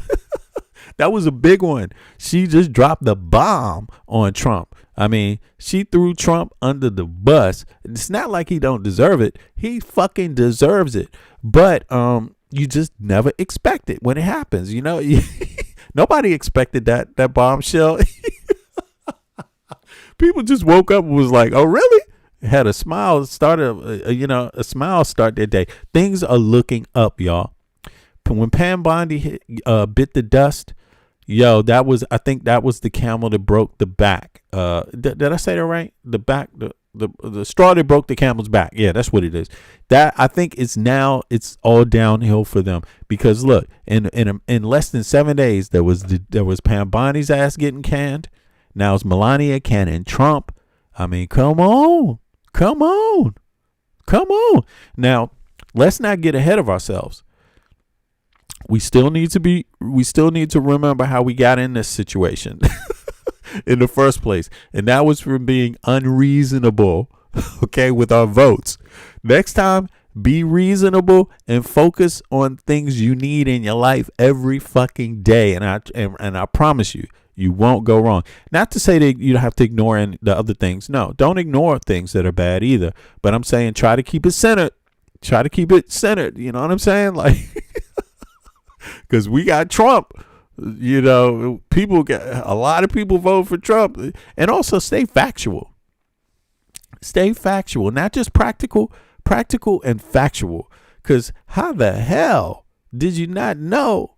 If you're half of these people that voted for Trump, how did you not know he don't give a fuck about you? That is poor. That means you're ignorant. You're ignorant of what's going on around you in your own country. That's what that means. What type of ignorance? It could be here, it could be there, it could be somewhere, you know, it could go around for different groups of people different ways, but it still amounts to the same thing. You voted for someone that's making your life harder than what it was. And for some of you, he is trampling all over your life. So yeah, a lot of y'all got a lot of thinking to do the next time. So, you know, whatever you applied the last time when you voted, and if you voted for Trump, don't do it this time. Like, back off of that thinking. Don't double down on a JD Vance, for example. Double down on someone who wants you to get more out of your tax dollars, that wants your tax dollars to work for you, that wants your tax dollars to help you get an education, that wants your tax dollars to help you get some health care, that wants your tax dollars to help you and your pension, your retirement look a little better, or your Social Security look a little better, to make your 40-hour work week actually be able to pay your bills. Okay, vote for someone who has those things in mind for you, and because Trump definitely didn't. You know what I mean? So On that note, I'm going to be out of here. I appreciate everybody for coming out. And again, click the like button if you haven't done that. And as a matter of fact, yo, did y'all hear that new track that I played when I'm coming in? That's one of the new tracks I have. It's on a various artists project that's coming out. So I'm going to play that again, and then I'm going to be out of this piece. All right. So I appreciate that. Everybody be good. I'll be back in 8 hours from now. All right. Appreciate it. See y'all. Fuck Trump. Impeach Trump. Release the Epstein files. All right. Peace.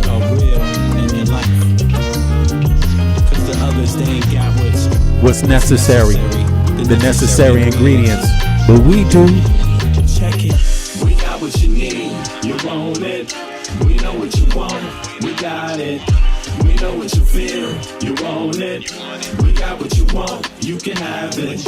We got what you need. You want it. We know what you want. We got it. We know what you feel. You want it. We got what you want. You can have it. Orientation in this place we call Earth. Love from conception, from your mom, your birth. Pops planted the seed in the turf. From there, you must find out what life is worth. Grew up learning your do's and don'ts. Before working on your motor skills, working on your coordination, right? And orientation to what your life. The brand new thing, so gentle the soul we're capturing. In this distance, the alphabets the kids sing. They celebrate when it's time to go outside. As you get older, you learn to let all the troubles in your life just glide away. Stay focused, keep it smooth, keep you cool. Things in life can make it get rude. If you let it, don't let it. If you let it, don't let it. If you let it, don't let it. If you let it, don't let it. If you let it, let it, let it, what? If you let it, don't let it, let it. If you let it, what? Don't let it. If you let it, don't let it, let it. Don't let it. We got what you need. You want it. We know what you want. We got it. We know what you feel. You want it. We got what you want. You can have it. We got what you need. You want it. We know what you want. We got it. We know what you feel. You want it. We got what you want. You can have it. We embark on this journey to your soul.